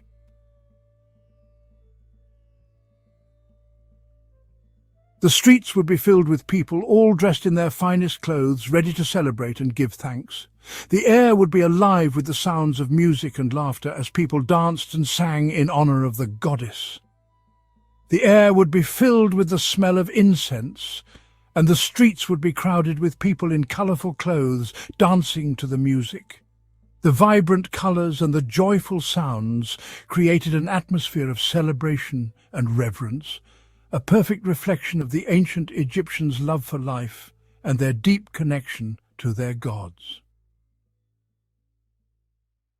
Whether it was the singing of workers, the music in the marketplace, or the happy melodies of festivals, music was always with the ancient Egyptians. It was a constant presence, a source of comfort and joy that accompanied them through all the ups and downs of life. It comforted them when times were hard, made their happy times even better, and connected them to the world around them. Music was a bridge between the human and the divine, a way of expressing their deepest emotions and their highest aspirations. This picture from a tomb shows us a party in ancient Egypt. The scene is filled with life and energy, capturing a moment of joy and celebration that has been preserved for thousands of years. We see musicians entertaining guests. Their presence at the party highlights the importance of music in social gatherings, providing entertainment and enhancing the overall experience for everyone involved. The details of their instruments, how they sit, and even their faces show us how important music was to their parties. These images give us a glimpse into the past, revealing the central role that music played in the lives of the ancient Egyptians, from the grandest festivals to the most intimate gatherings.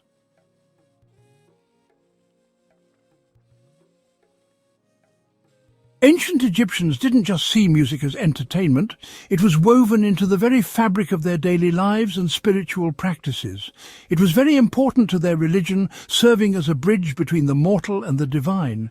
They believed music connected them to their gods, creating a sacred soundscape that facilitated communication with the divine. They even believed some gods created music, attributing the origins of melodies and rhythms to divine inspiration.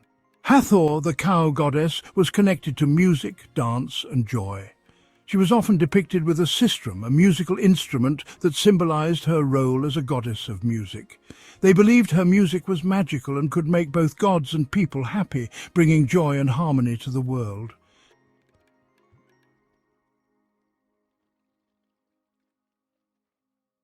Bes, the dwarf god, often shown with a mask and a musical instrument, protected homes and was a patron of music and dance. His presence was believed to ward off evil spirits and bring good fortune. These gods show us how important music was to their religion, as it was intertwined with their beliefs and daily practices. Temples were filled with music, especially during religious ceremonies. The sound of instruments and chanting created an atmosphere of reverence and devotion. Priests, who were often skilled musicians, played music to honor the gods, ask for their help, and keep them happy. Their musical performances were seen as offerings, a way to gain favor and ensure the gods' blessings. The sistrum, a kind of rattle, was often played by goddesses. Its distinctive sound was believed to have protective qualities. They believed its shaking sound kept away evil and brought divine protection, creating a sacred space free from negative influences. Playing music was a sacred duty, a way to talk to the gods and keep the world in balance. It was an essential part of their religious rituals and ceremonies. Musicians, especially those in temples, were important people. They were highly respected and their skills were considered divine gifts. Their skills were seen as gifts from the gods, and their music was a way to honor these divine gifts. Their music wasn't just entertainment, it was a way to pray and offer gifts to the heavens. Each note and rhythm was a form of worship, a way to connect with the divine. The importance of music in ancient Egyptian religion reminds us of the power of music. It was a tool for spiritual connection, a means to express faith, and a way to find comfort in the mysteries of life. It can connect us to something bigger than ourselves, transcending the mundane and touching the divine. Their beliefs, though different from ours, show us how music has always been used to express faith, find comfort, and celebrate the mysteries of the universe. The melodies and rhythms of ancient Egypt continue to echo through time, reminding us of the timeless connection between music and spirituality. This beautiful sistrum, with its carvings and sacred pictures, shows us how much they respected their instruments. Each instrument was not just a tool, but a sacred object imbued with spiritual significance. The shaking of this instrument inside a temple would have created a feeling of awe and reverence, connecting people to their gods. The sound resonated through the sacred halls, a reminder of the divine presence in their lives.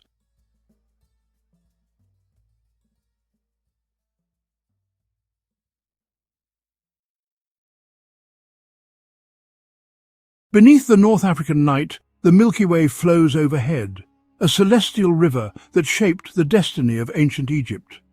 For Egyptians, the stars were more than distant lights. They were guides, gods, and the very clockwork of existence. Along the Nile, they looked to the sky to understand the rhythms of their world. Long before pyramids, Egyptians were astronomers tracking the moon, constellations, and the cycles of the heavens.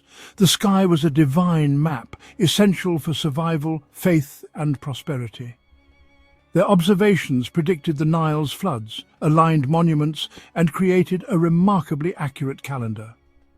The heavens offered order and the promise of renewal in a chaotic world. Join us as we journey from ancient stone circles to star-aligned temples, uncovering how practical needs evolved into a spiritual cosmology. The legacy of Egypt's stargazers endures in the way we understand our sky today. In ancient Egypt, science and religion were inseparable. The sky was home to gods, and celestial bodies their manifestations. The sun god Ra, the moon god Thoth, and the immortal stars shaped every aspect of life. Predicting the Nile's flood was vital, and the heliacal rising of Sirius or Sopdet became the cornerstone of their calendar. Egyptians created a 365-day calendar, organizing agriculture, festivals, and construction with cosmic precision. Astronomy was the engine of the state, the heart of religion, and the foundation of the economy. The pharaoh's authority depended on maintaining Ma'at, the cosmic order reflected in the heavens.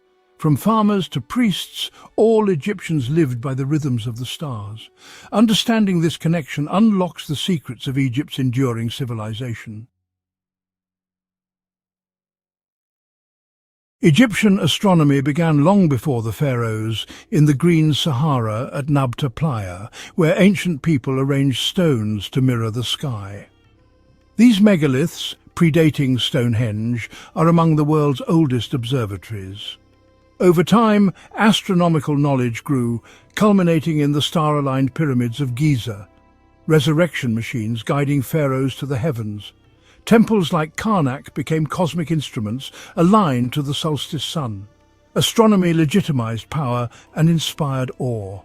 In Alexandria, Egyptian, Greek, and Babylonian traditions merged, making it the scientific capital of the ancient world. Here, Ptolemy wrote the Almagest, shaping Western astronomy for centuries. Egypt's conversation with the stars left a legacy that endures to this day. To trace Egyptian astronomy's roots, we journey to a time when the Sahara was green and alive. Nomadic herders, guided by the stars, used the sky as compass and calendar. The sun, moon and constellations dictated migrations and survival. This was not formal science, but deep intuitive knowledge passed through generations. Celestial signals marked the coming rains and changing seasons. As the Sahara dried, these people migrated to the Nile, bringing their cattle, pottery, beliefs, and their astronomical wisdom. This knowledge, forged on the savannah, became foundational for Nile Valley civilization. The sky and earth were one, and understanding both was key to survival. The seeds of Egypt's greatness were sown by these early stargazers. Their legacy shaped the civilization that would rise along the Nile. In Egypt's western desert lies Nabta Playa, once a seasonal lake and gathering place for ancient nomads. Here, lines of standing stones form one of humanity's earliest astronomical instruments. The small stone circle, over 7,000 years old, marked the summer solstice and the arrival of monsoon rains. This celestial clock anchored their year and ensured survival. Larger megaliths align with the rising of stars like Sirius and Orion, creating a map of the night sky. Nabta Playa's alignments predate Stonehenge and the pyramids, revealing a sophisticated understanding of the cosmos. These people organized to quarry and erect massive stones with astronomical precision. Nabta Playa is a silent monument to humanity's first astronomers. It shows our ancient desire to find order in the cosmos. Their achievements laid the groundwork for Egypt's later scientific wonders. Nabta Playa's stones were more than markers. They formed a complex system for tracking celestial cycles. Gates in the central circle aligned with the solstice sunrise, confirming the cosmic order and the coming rains. Beneath the sands, a reverently buried cow hints at the sacred link between cattle, the sky, and later Egyptian deities like Hathor. The alignments allowed for a reliable calendar, essential for planning migrations and rituals. This practical astronomy brought structure to their lives and shaped their future. The stones are evidence of abstract thinking and long-term pattern recognition. Nabta Playa's principles of alignment and calendar making were carried to the Nile Valley. There they evolved into the magnificent science of the Pharaohs. The journey from desert stones to cosmic temples began here, under the ancient stars. The story of Nabta Playa and its stargazing inhabitants does not end in the desert. Around 3,800 BCE, the climate of North Africa shifted dramatically. The monsoons that had sustained the Green Sahara retreated south, and the land began its final transformation into the arid desert we know today. This profound environmental change forced a great migration. The cattle-herding peoples of the western oases packed up their belongings and moved east towards the one place where life could still flourish on a grand scale, the fertile, well-watered corridor of the Nile River Valley. This was a pivotal moment in human history. These migrants were not primitive hunter-gatherers. They were a people with a rich cultural and intellectual heritage. They brought with them their domesticated cattle, their sophisticated pottery techniques, and their complex social structures. Most importantly, they carried in their collective memory a deep and practical knowledge of the stars. This astronomical legacy, developed over countless generations in the open expanse of the savannah, would now be applied to a new environment with a different set of challenges and opportunities. The rhythm of life was no longer dictated by monsoon rains, but by the annual inundation of the great river. The astronomical skills honed at Nabta Playa proved to be perfectly adaptable. The need to predict the seasonal rains was replaced by the even more critical need to predict the Nile's flood. The ancient observers noticed that the flood arrived each year shortly after the star Sirius, the brightest star in the sky, reappeared at dawn. They applied their calendar-making skills to this new celestial event, creating the 365-day civil calendar that would become a hallmark of Egyptian civilization. The practice of aligning structures to the solstices and key stars, first seen in the desert stone circles, would evolve into the precise orientation of temples and pyramids. Thus, the prehistoric astronomy of the Sahara Desert did not vanish. It was transformed. It became the bedrock upon which the pharaonic state was built. The cattle cults of the desert may have evolved into the worship of celestial deities like Hathor and Nut. The chiefs who could interpret the heavens likely became the first priests and rulers. The legacy of Nabta-Playa is therefore profound. It demonstrates that the origins of Egyptian civilization and its extraordinary astronomical achievements lie not just on the banks of the Nile, but in the deeper past of the African continent, among a forgotten people who first learned to read the secrets written in the stars. As cultures unified along the Nile, astronomical knowledge shaped their state. They needed a calendar to govern their agricultural society. Building on traditions, they created a calendar. The early Egyptians turned their gaze to the sun and the stars, seeking a more constant and predictable measure of time for their burgeoning civilization. They observed the solar year was approximately 365 days long. The year was divided into 12 months of 30 days, plus 5 extra days for deities' birthdays. This calendar was consistent, aiding officials in calculations. This system united Egypt under a predictable rhythm. The year reflected the Nile's agricultural cycle. The Egyptians knew their 365-day calendar was not perfect and would slowly drift out of sync with the seasons. They used the star Sirius, which they called Sopdet, to reliably signal the start of the Nile's annual flooding. The helical rising of Sirius almost perfectly coincided with the first signs of the Nile's waters beginning to swell. The star's reappearance was the true New Year's Day, announcing the season of inundation. Her rising was a moment of immense religious significance, celebrated with festivals and rituals. The careful tracking of Sopdet's rising allowed the Egyptians to understand the slow drift of their calendar. The northern celestial pole held profound significance for the ancient Egyptians. They looked north to stars that never set, circling endlessly. These circumpolar stars symbolized eternity. The Egyptians called them the Ikimusek, the unwearying ones, the celestial destiny of the Pharaohs. The Great Pyramid was aligned to the North Star, Thuban. A shaft pointed to Thuban, a pathway for the Pharaoh's soul to join the imperishable stars. This mapping was critical to their understanding of the cosmos. The North was the realm of eternity. This celestial map gave the Egyptians a sense of place within a divine universe.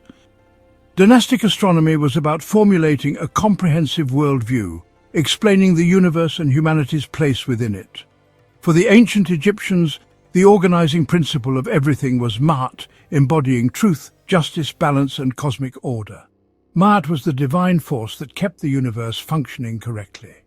It ensured the sun would rise, the Nile would flood, and the stars would remain in their courses. The pharaoh was the earthly guarantor of Ma'at. His primary duty was to maintain this divine order. The daily journey of the sun god Ra across the sky, the monthly phases of the moon, and the annual return of Sopdet were all powerful demonstrations that the cosmic order was being upheld. Therefore, the study of astronomy was a sacred duty. This worldview is beautifully illustrated in their artistic representations of the cosmos. The sky was often depicted as the goddess Nut, her body arched over the earth, covered in stars. The earth itself was personified by the god Geb. It was a universe that was alive, a celestial family of gods whose actions created the world the Egyptians experienced every day. In the New Kingdom, temple complexes became models of the cosmos. These temples were astronomical instruments designed to capture sunlight at key moments, creating dramatic light and shadow. The Karnak temple complex exemplifies this, with its core design aligned astronomically. Its main axis aligns with the winter solstice sunrise. On this day, sunlight penetrates the gateway. It travels through halls to illuminate the inner sanctum. This event was powerful religious theatre, demonstrating the presence of the gods. The temples were dynamic machines, revealing a deep understanding of celestial mechanics. The Egyptian practice of celestial alignment was not confined to individual buildings. They thought on a much grander scale. They envisioned the entire landscape of Egypt as a sacred canvas upon which a reflection of the heavens could be drawn. The pyramids and temples were not isolated structures, but were often part of a much larger, interconnected plan. The placement of monuments relative to one another and relative to natural features like the Nile River was often deliberate and carried deep cosmological meaning. They were attempting to create a terrestrial reflection of the celestial world, weaving heaven and earth together into a single, unified whole. One of the most compelling theories in this field is the Orion correlation theory. This hypothesis suggests that the layout of the three main pyramids on the Giza Plateau was intentionally designed to mirror the three stars in the belt of the constellation Orion. Not only does the arrangement of the pyramids match the arrangement of the stars, but the relative brightness of the stars seems to be reflected in the relative sizes of the pyramids. Furthermore, the Nile River, flowing alongside the Giza Plateau, corresponds to the position of the Milky Way, the celestial river, in the sky relative to the constellation of Orion. This creates a breathtakingly ambitious star map on the ground. This concept of as above, so below was central to the Egyptian worldview. By recreating the pattern of the stars on the land, they were anchoring the divine order of the heavens firmly in their own kingdom. The land of Egypt would thus become a living embodiment of Ma'at, a place of perfect cosmic harmony. This sacred geography reinforced the divine nature of the kingdom and the legitimacy of the pharaoh who ruled over it. Walking through this landscape was like walking through the cosmos itself, with every temple and pyramid serving as a gateway to a specific celestial region or divine power. Whether every alignment was intentional is still debated by scholars, but the evidence for large-scale celestial planning is undeniable. From the solstitial alignments of Karnak to the stellar shafts of Khufu's pyramid, it is clear that the ancient Egyptians possessed a sophisticated, three-dimensional understanding of astronomy. They applied this knowledge not just to tell time or predict floods, but to shape their entire world. They built a civilization that was not just located on the earth, but was a conscious and deliberate reflection of the heavens, a kingdom aligned with the eternal and majestic rhythms of the universe. Within the temples, priests dedicated their lives to the sky. The Imai Unut, or Hour Watchers, were keepers of celestial knowledge. From rooftops they scanned the stars, using star clocks to track the movement of decans. They watched for celestial events, meticulously recording observations to fix dates of festivals. The Hour Watchers ensured celebrations happened at auspicious moments. They interpreted the divine language of the stars, ensuring Egypt navigated time in harmony with the cosmos. The Egyptian fascination with the cosmos extended powerfully into the realm of the dead. The tomb was not simply a final resting place. It was a microcosm of the universe designed to ensure a successful journey in the afterlife. The walls and ceilings of tombs were often decorated with elaborate astronomical scenes. These were functional cosmic maps, celestial guidebooks for the soul. Walking into a tomb is like stepping into another universe. The ceilings are often painted a deep, dark blue, representing the night sky. Upon this celestial canvas are painted the constellations, depicted as gods and goddesses. These images provided a map, allowing the soul to navigate the darkness. They were a practical guide for the afterlife, but they also had a powerful magical function. By depicting the eternal nature of the cosmos, the Egyptians believed they could bestow that same immortality upon the deceased. The daily journey of the sun god Ra was a model for the pharaoh's own resurrection. These tomb paintings provide us with a direct window into the Egyptian understanding of the cosmos. The tomb became a sealed copy of the universe where the cycles of time would play out for eternity.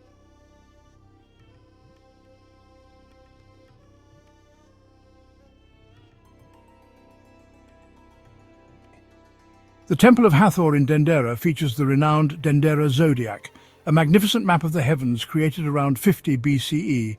It represents a fusion of Egyptian astronomy with Greek and Babylonian ideas. The zodiac is a circular bas-relief featuring familiar constellations. It blends traditions, incorporating new knowledge while retaining its unique character. The disc depicts planets as gods sailing in celestial boats. It's a complex clock, calendar, and cosmological diagram. The Dendera zodiac encapsulates the journey of Egyptian stargazing. It reminds us that the sky was a vibrant realm, guiding them in life and death. Egyptian astronomy entered a brilliant final chapter. In 332 BCE, Alexander the Great brought Egypt into the Greek world, founding Alexandria. It became the Hellenistic world's intellectual heart, a multicultural metropolis. Alexandria became a crucible where Egyptian wisdom was reforged with Greek cosmology. Egyptians brought vast observational data and star charts. The Greeks sought mathematical models of the cosmos. Babylonian astronomy added mathematical prowess. Scholars combined Egyptian, Greek, and Babylonian traditions. The Museum and Great Library was a research institute. Scholars like Eratosthenes and Hipparchus worked here. Alexandria amplified Egypt's legacy, preparing it for the future. In the 2nd century CE, long after Alexandria had passed from Greek to Roman rule, the city produced its most celebrated astronomer. His name was Claudius Ptolemy.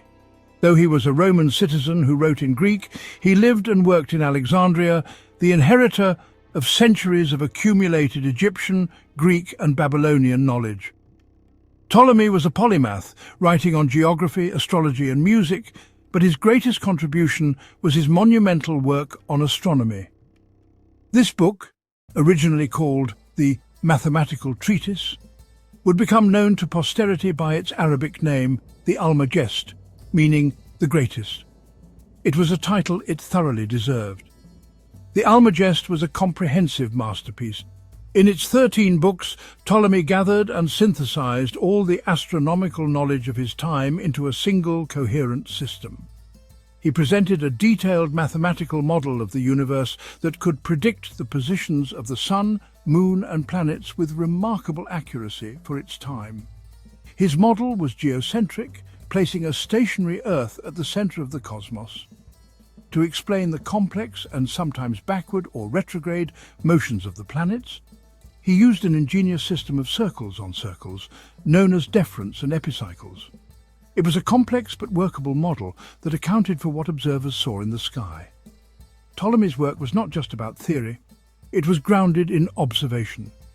He drew heavily on the star catalogue of his predecessor Hipparchus, refining it and adding to it. He included a list of over 1,000 stars organized into 48 constellations, many of which we still recognize today.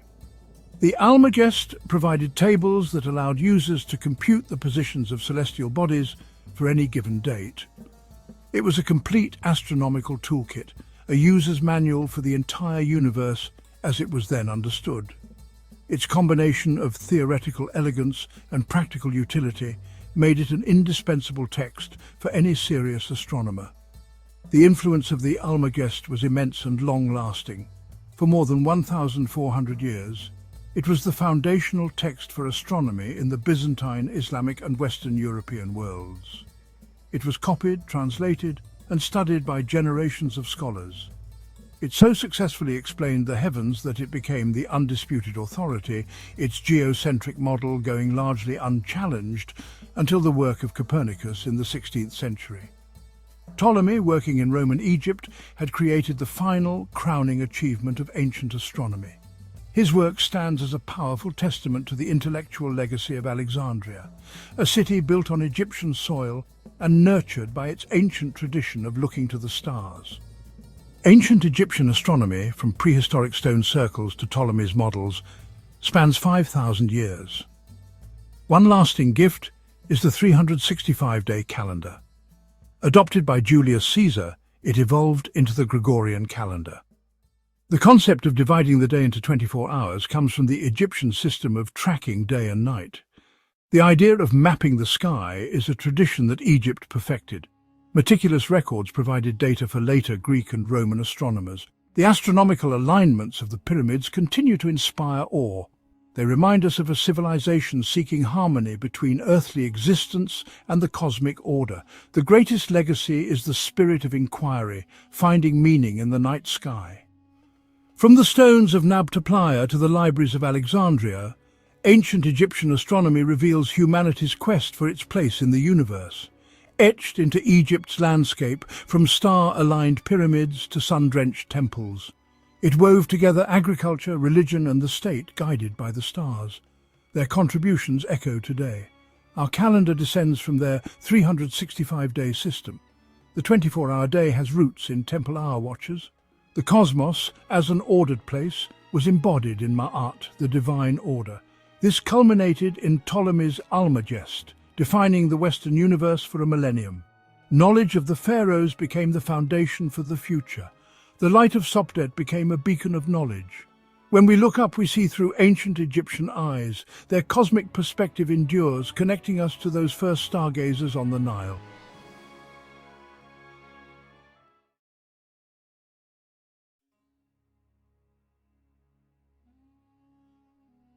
Johann Ludwig Burckhardt, a name synonymous with exploration and discovery, was born in Switzerland in 1784. He grew up in a privileged family, receiving a classical education that ignited a passion for history and languages. Burckhardt's thirst for knowledge extended beyond the confines of Europe. He yearned to explore the distant lands of the Orient, captivated by their ancient civilizations and rich cultures. Little did he know that his name would be etched in history as a pioneer of exploration, forever linked to the rediscovery of some of the world's most awe-inspiring archaeological treasures. Burckhardt's early years were marked by a deep fascination with the world beyond his Swiss homeland. He devoured tales of adventure and exploration, his imagination ignited by the accounts of early travelers. His academic pursuits reflected this thirst for knowledge, excelling in his studies of history, geography and languages. These disciplines provided him with a strong foundation, equipping him with the tools necessary to navigate the complexities of the Orient. With each passing year, his desire to experience these distant lands firsthand grew stronger, setting the stage for an extraordinary life of exploration and discovery. Burckhardt's family, while supportive of his academic pursuits, held reservations about his ambitions to travel to the east. The region was perceived as dangerous and unpredictable, fraught with risks that worried his loved ones. However, Burckhardt's determination remained unwavering. He understood the challenges that lay ahead but was undeterred. His resolve to explore the Orient, to immerse himself in its cultures and uncover its secrets, fueled his determination to overcome any obstacle in his path. This unwavering spirit would serve him well in the years to come, guiding him through the triumphs and tribulations of his extraordinary journeys. Determined to realize his dreams, Burckhardt embarked on a period of rigorous preparation. He journeyed to London in 1806, immersing himself in the city's intellectual circles. He honed his Arabic language skills at Cambridge, recognizing the importance of mastering local dialects to navigate the complexities of communication in the East. This linguistic dedication was not merely academic, it was a testament to Burckhardt's respect for the cultures he sought to engage with. His studies went beyond language acquisition, encompassing a deep dive into the history, customs and religious practices of the Arab world. He delved into the accounts of previous explorers, scrutinizing their successes and failures, gleaning valuable insights from their experiences. Burckhardt recognized that knowledge, particularly cultural sensitivity, would be his greatest asset in navigating the challenges of the Orient. His preparations were meticulous, reflecting a blend of academic rigor and practical wisdom, shaping him into an explorer uniquely equipped for the journey ahead. In 1809, under the auspices of the African Association, a London-based organization dedicated to exploring the African continent, Burckhardt embarked on his journey to Cairo. This marked the beginning of his transformation from a scholar into an explorer, stepping out of the libraries and lecture halls and into the heart of the unknown. The voyage to Cairo was arduous, fraught with the challenges of sea travel during that era. Yet, Burckhardt faced each obstacle with unwavering determination, his spirit buoyed by the knowledge that he was one step closer to realizing his lifelong dream. His arrival in Cairo marked the beginning of his immersive experience in the Arab world. He dedicated himself to perfecting his Arabic, adopting local customs, and immersing himself in the rhythms of life along the Nile.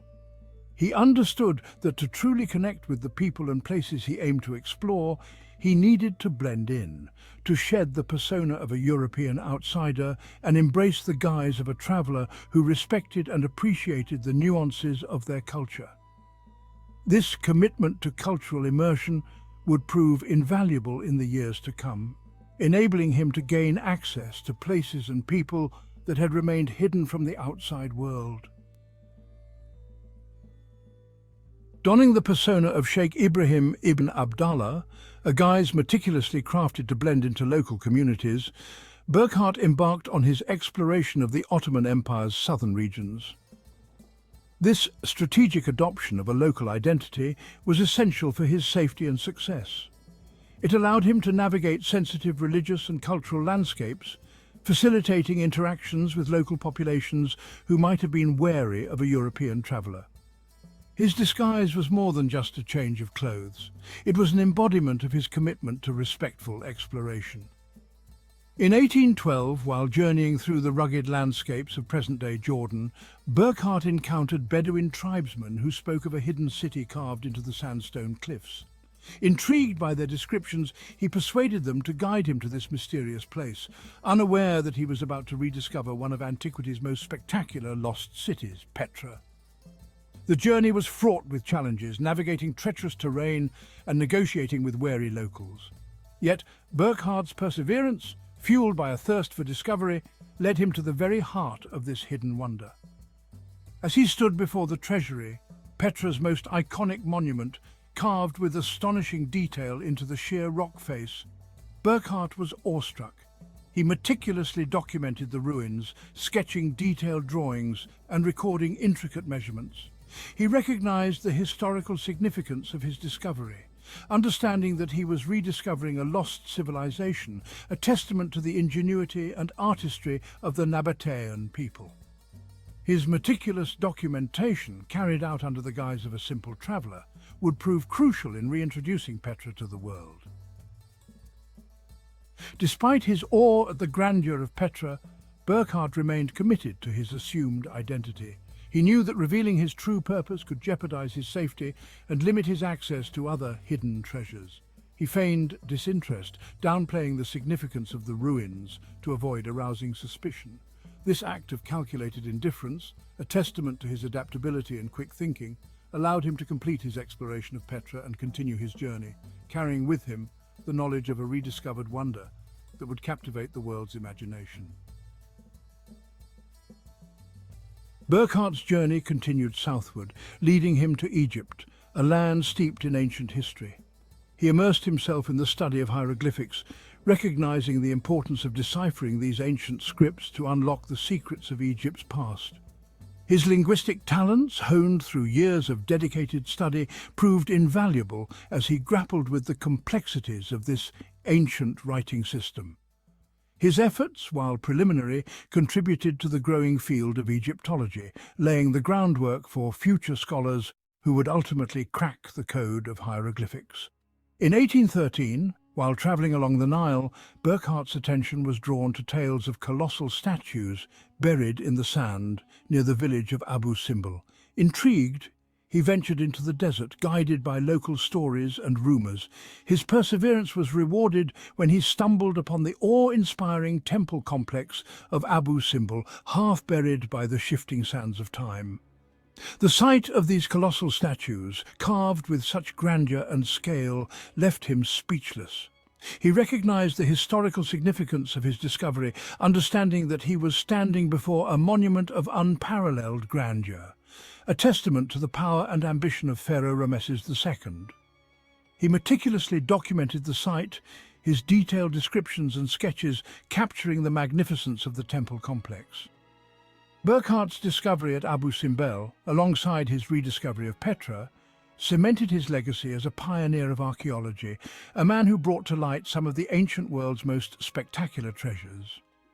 Despite the challenges he faced, the scorching heat, the unforgiving terrain, and the constant need to maintain his assumed identity, Burckhardt's spirit never wavered. He pressed on, driven by an insatiable curiosity and a profound respect for the cultures he encountered. His journey through Egypt was more than just a geographical exploration. It was a testament to the power of human curiosity. A journey that revealed the enduring allure of ancient civilizations and the thrill of uncovering their hidden wonders.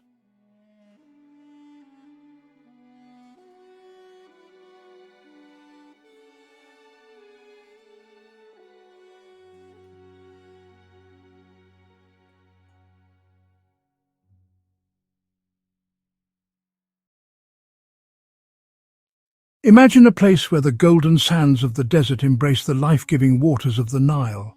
A place where the echoes of ancient rituals still resonate within towering stone walls. 60 kilometers north of Luxor, rising majestically from the sands, lies the Dendera Temple complex. This sprawling site is not just a collection of stones, it's a portal to a world of gods, pharaohs, and the enduring mysteries of ancient Egypt. This sanctuary, primarily dedicated to the goddess Hathor, the embodiment of love, beauty, music and motherhood, is one of Egypt's best-preserved temple sites, a testament to centuries of unwavering devotion and unparalleled architectural mastery. Its remarkably intact state offers a unique glimpse into the religious practices and artistic achievements of the time. The main temple's colossal facade, adorned with intricate carvings and towering columns, dominates the landscape, a powerful statement of divine presence. Its sheer scale and breathtaking beauty are immediately striking, leaving visitors in awe of the ingenuity and artistry of its builders. Dendera's strategic location on the west bank of the Nile, a region deeply associated with the afterlife and rebirth in ancient Egyptian beliefs, was carefully chosen with profound symbolic intent. Known in antiquity as Unet or Tantere, it served as the capital of Upper Egypt's 6th province, a significant administrative and cultural centre. It was also a vibrant hub of religious activity for millennia, drawing pilgrims and priests alike to participate in elaborate ceremonies and honour the gods. For centuries, the desert sands acted as a protective shroud, preserving Dendera from the ravages of time and the elements. This natural preservation allows us today to step back in time and experience a past that feels remarkably intact, offering an unparalleled connection to ancient Egypt. Unlike the partially ruined complexes of Karnak or Luxor, where much has been lost to the ages, Dendera's exceptional completeness allows us to vividly imagine the world of the pharaohs and their Roman successors, offering a more immersive and comprehensive understanding of their beliefs and practices. Even now, faded colours still cling to the walls and ceilings, whispering stories of vibrant processions and sacred rituals. These remnants of pigment offer a tantalizing hint at the temple's original splendor, a dazzling display of artistic expression. The complex we see today largely dates from the Ptolemaic and Roman periods, reflecting the influence of these later rulers on Egyptian culture and architecture. However, its sacred roots delve much deeper, reaching back to Egypt's earliest dynastic days, suggesting a site of religious significance for millennia. Each ruler who contributed to its construction and embellishment added a chapter to a story thousands of years in the making, leaving their mark on its walls and pillars. Dendera stands as a living chronicle of Egypt's spiritual and political evolution, a testament to the enduring power of its civilization. It is a place where ancient Egyptian traditions met new influences from the Greco-Roman world, creating a unique fusion of artistic and religious expression. It stands as a unique and timeless testament, a beacon of human ingenuity and spiritual aspiration. Dendera is a powerful reminder of the enduring power of faith, the boundless capacity for creativity, and the enduring legacy of ancient Egypt. The construction of Dendera is not just a building project, it's a sprawling saga, a testament to the enduring power of faith and the ambition of rulers across millennia. Its story was written by many hands, a collaborative effort unfolding across generations, each leaving their indelible mark on its stones. The inscriptions themselves offer glimpses into the past, mentioning Old Kingdom rulers like Pepi I, revealing a history that stretches back to the very dawn of Egyptian civilization. These rulers were already restoring a sanctuary that was ancient even in their time, highlighting the cyclical nature of preservation and renewal in Egyptian culture.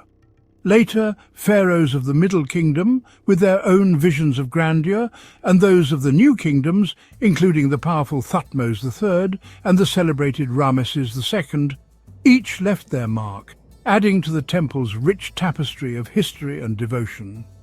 Sadly, many of their structures are mostly lost, either through the ravages of time or incorporated into the later building projects. Their contributions now whispers in the stones. This continuous patronage, spanning across dynasties and centuries, clearly shows Dendera's lasting importance as a sacred site and a symbol of Egyptian identity. It reveals that every dynasty, regardless of its origins or ambitions, sought to honor Hathor, the goddess of love, music and motherhood, and to connect with Egypt's deep traditions. However, the most significant building phase, the one that truly shaped the temple as we see it today, began under the rule of the Ptolemies, the Greek dynasty that followed Alexander the Great.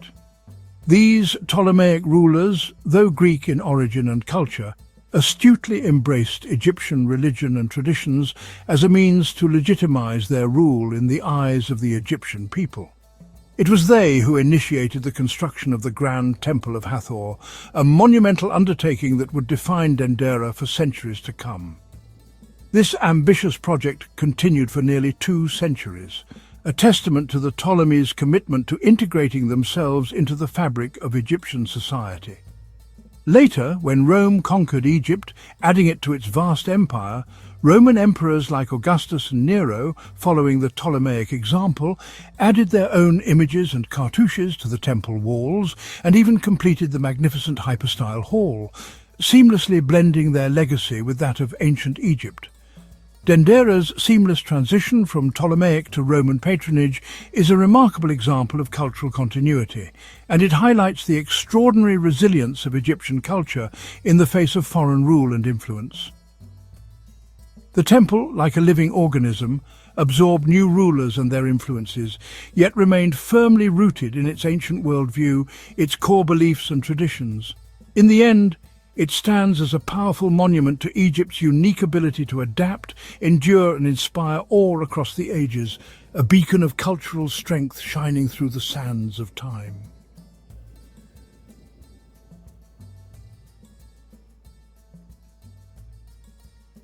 At Dendera's heart, rising majestically from the sands of time, stands the Temple of Hathor. Its imposing facade hints at the wonders held within, a testament to the ingenuity and artistry of the ancient Egyptians. Remarkably, it is more a preserved marvel than a ruin, offering an unparalleled glimpse into the religious practices and beliefs of a civilization long past. The temple's state of preservation allows us to truly appreciate the grandeur and sophistication of its design.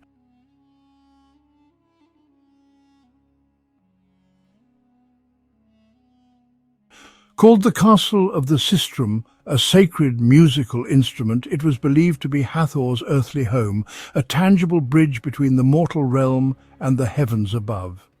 This temple served as a focal point for worship and connection with the divine. The temple's architecture is deeply cosmic, reflecting the ancient Egyptians' understanding of the universe and their place within it. Every element was carefully considered to create a harmonious and spiritually significant space.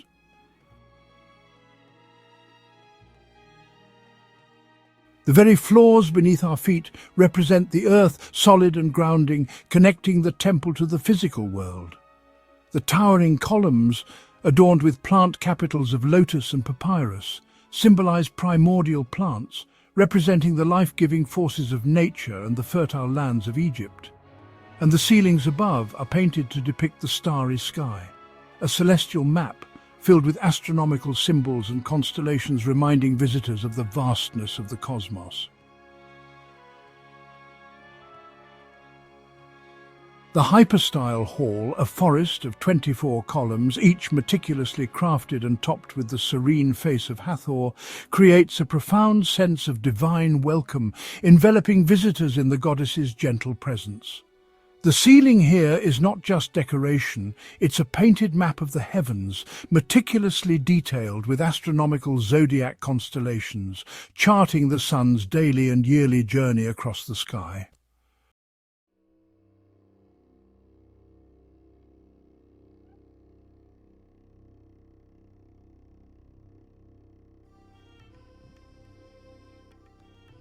Hathor, the beloved goddess of love, joyous music and nurturing motherhood, was central to Egyptian life. But she was also revered as a fierce protector, a powerful deity who guided souls through the perils of the afterlife, ensuring their safe passage to eternity.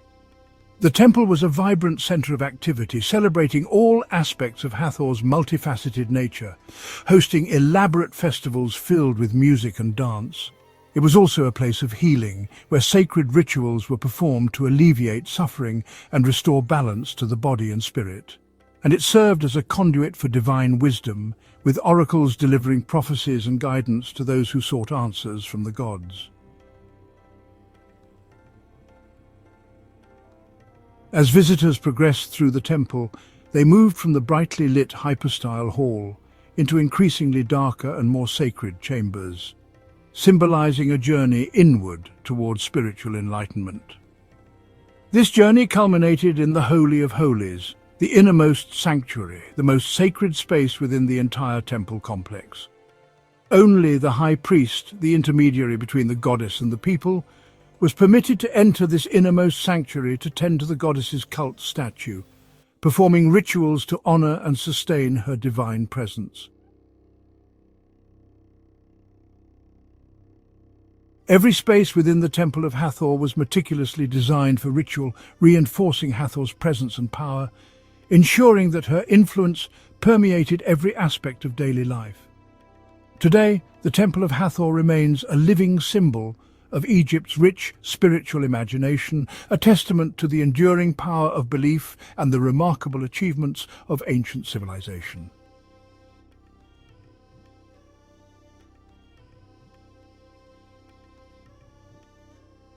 On the temple's roof, a small chapel once held the Dendera zodiac, a masterpiece of ancient astronomy. The original circular bas-relief, now in the Louvre, is a map of the heavens as seen by the Egyptians. It fuses Greco-Roman zodiac signs with traditional Egyptian constellations, blending cultures and knowledge. Planets appear as deities in celestial boats, reflecting a sophisticated understanding of the cosmos. The zodiac's placement in a chapel dedicated to Osiris linked the cycles of stars to death and rebirth. Its circular design symbolized the eternal nature of time and cosmic order. When the zodiac was removed to Paris, it sparked debates about the age of the world and Egypt's scientific legacy. Later analysis dated it to the late Ptolemaic period, around 50 BCE.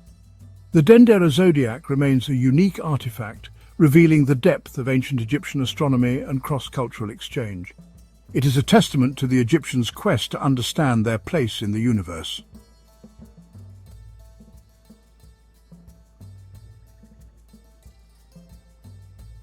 Beyond the Temple of Hathor, Dendera's complex unfolds as a tapestry of sacred spaces.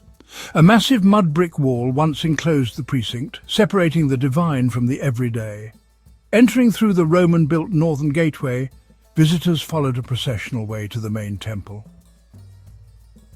To the right stands the original birthhouse, or Mamisi, of Nectanebo I, dedicated to the divine birth of Horus and the Pharaoh.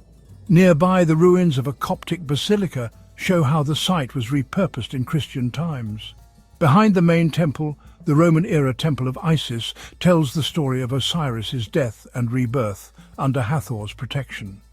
The complex also includes a sacred lake for priestly purification and a sanatorium where pilgrims sought healing dreams from Hathor. Dendera was more than a temple.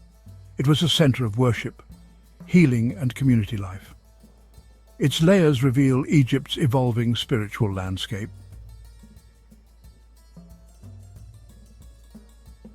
Deep in the temple's crypts, mysterious reliefs known as the Dendera Light have fueled debate for decades. These carvings show bulb-like objects with serpents inside, connected to boxes resembling jade pillars. Fringe theories claim these are ancient electrical devices, explaining how Egyptians lit dark interiors without soot. Mainstream Egyptologists, however, see rich symbolism: the bulb as the sky goddess's womb, the serpent as the sun's creative force, the lotus as rebirth, and the djed as stability. There's no evidence for ancient electricity. No bulbs, filaments or batteries have been found. Egyptians used mirrors and clean-burning lamps for illumination. The Dendera light is a mythological scene, not a technological blueprint. It's a striking example of how ancient art can inspire both wonder and wild speculation.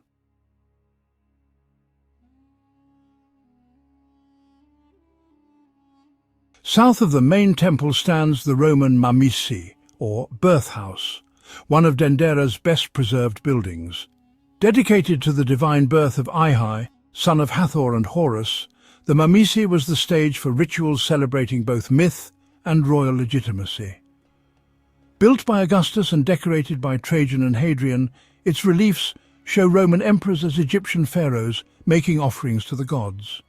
The building blends Egyptian and Greco-Roman styles, reflecting the era's cultural fusion. Vivid reliefs depict Hathor's pregnancy, Ai's birth, and his presentation to the gods. These scenes reinforce the emperor's divine right to rule Egypt. During festivals, Hathor's statue was carried in procession to the Mamisi, symbolizing the reunion of the divine family. The Mamisi was central to Dendera's religious life and remains a window into Roman Egypt's spiritual world. It stands as a symbol of adaptation and enduring tradition.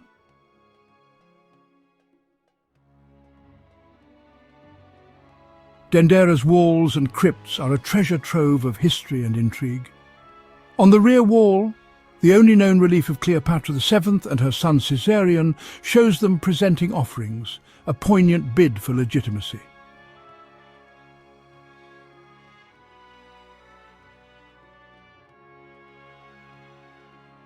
The temple's 14 crypts hidden below stored sacred objects and are covered in detailed reliefs, protected from centuries of damage. Exploring these chambers reveals the secret workings of the ancient priesthood. The temple's roof too was a ritual space, with chapels and kiosks for ceremonies like the New Year's dawn, when Hathor's statue greeted the rising sun.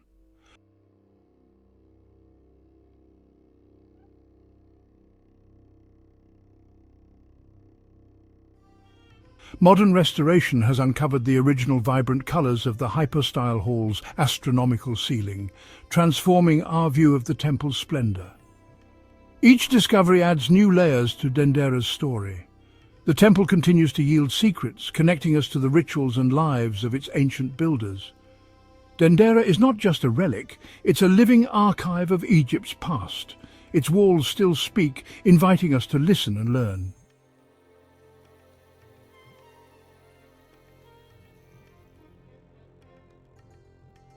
Dendera is more than an archaeological site.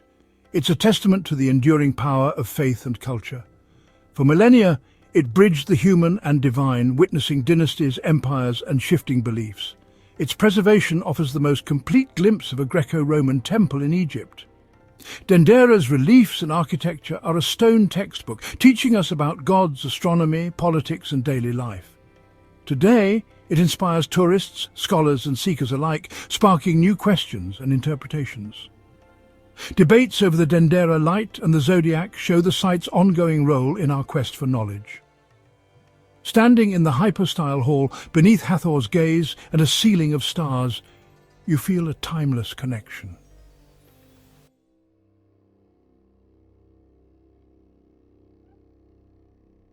Dendera reminds us that the search for meaning and beauty is eternal.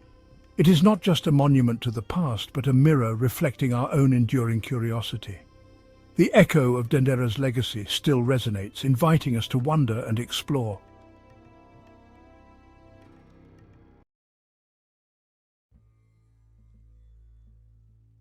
Deep in the heart of the Sinai Peninsula, amidst a rugged and unforgiving landscape, rises a mountain shrouded in mystery and legend.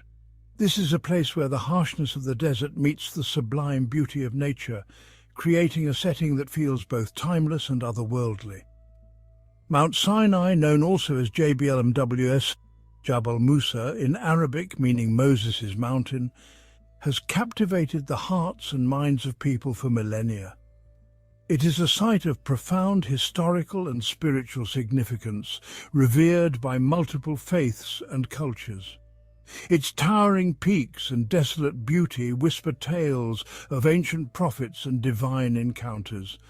The mountain stands as a silent witness to the passage of time, its rugged slopes etched with the stories of those who have come seeking answers and enlightenment. The very air around Mount Sinai seems to crackle with an unseen energy, a palpable sense of the sacred that has drawn pilgrims and seekers for centuries. Each step taken on its ancient paths feels like a journey through history, a connection to something greater than oneself. The silence of the desert, broken only by the wind whistling through the canyons, invites contemplation and introspection. It is a silence that speaks volumes, offering a space for reflection and a deeper understanding of one's place in the universe. It is a place where the veil between the earthly and the divine feels thin, where the echoes of ancient events still reverberate through the ages. The ancient ruins and relics scattered across the mountains serve as a testament to its enduring significance, a reminder of the countless souls who have been touched by its mystique. The history of Mount Sinai stretches back through the mists of time, intertwined with the very fabric of human civilization. The earliest mention of the mountain can be traced back to ancient Egyptian texts, where it was known as the Mountain of the Moon. The Egyptians believed that the goddess Hathor, the deity of love, beauty, music, dancing, fertility and joy, resided on the mountain. They mined turquoise in the area and built temples at its base, evidence of their deep reverence for this sacred place. The legacy of their presence can still be seen today in the ruins and artifacts scattered across the landscape. Mount Sinai holds a unique place in the history of the world's great Abrahamic religions. For Jews, Christians and Muslims alike, it is revered as the site where Moses received the Ten Commandments from God. This pivotal event, recounted in the book of Exodus, forever linked Mount Sinai with divine revelation and the establishment of moral law. For Christians, Mount Sinai represents the tangible manifestation of God's covenant with his people. It symbolizes the meeting point between heaven and earth, a place where the divine will was made known to humanity. Muslims too revere Moses as a prophet and recognize the importance of Mount Sinai in his story.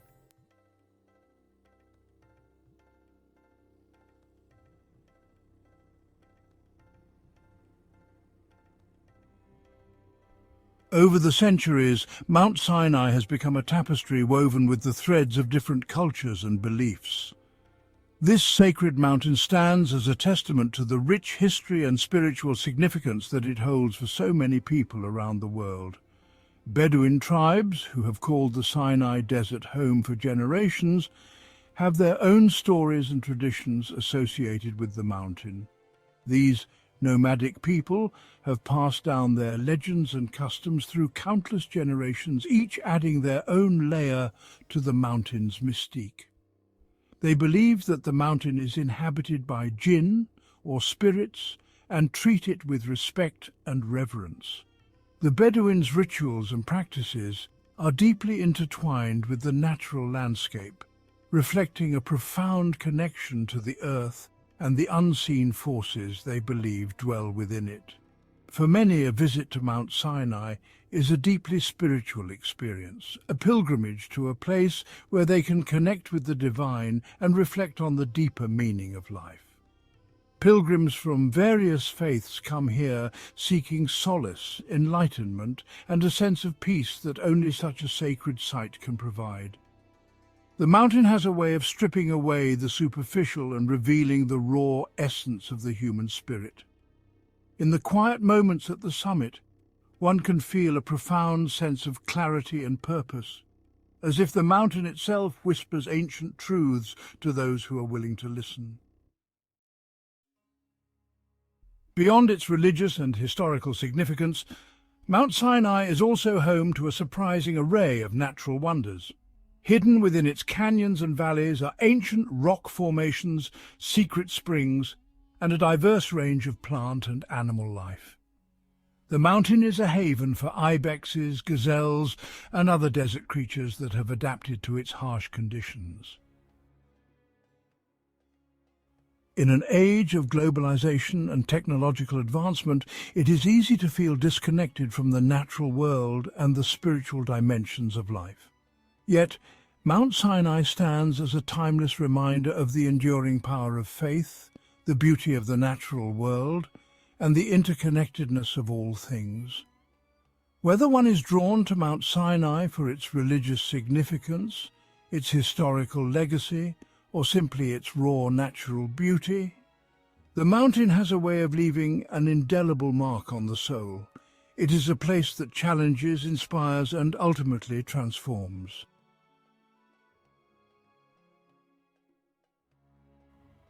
The traditional pilgrimage to the summit of Mount Sinai is a challenging but rewarding experience.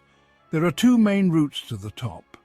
The longer and more gradual ascent is via the Camel Trail, a winding path that can be traversed on foot or by camel.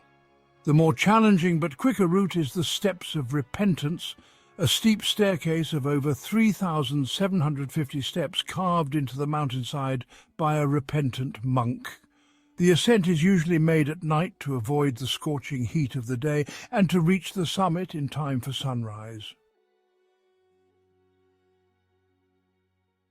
At the summit of Mount Sinai lies St. Catherine's Monastery, one of the oldest continuously operating Christian monasteries in the world.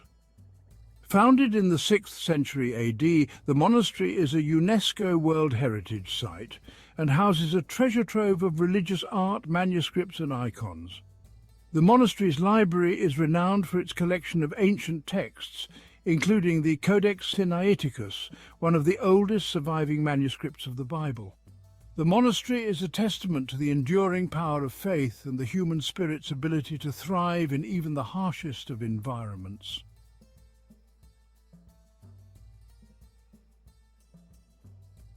Mount Sinai stands as a timeless symbol of faith, history, and natural wonder. For millennia, its towering peaks have drawn pilgrims, adventurers, and seekers from all over the world. Its story is interwoven with the very fabric of human civilization, and its legacy continues to inspire and intrigue us today. As long as humans gaze up at the stars and ponder the mysteries of life, Mount Sinai will continue to hold a special place in our hearts and imaginations. It is a place where the veil between heaven and earth feels thin, where the whispers of the divine can still be heard in the wind.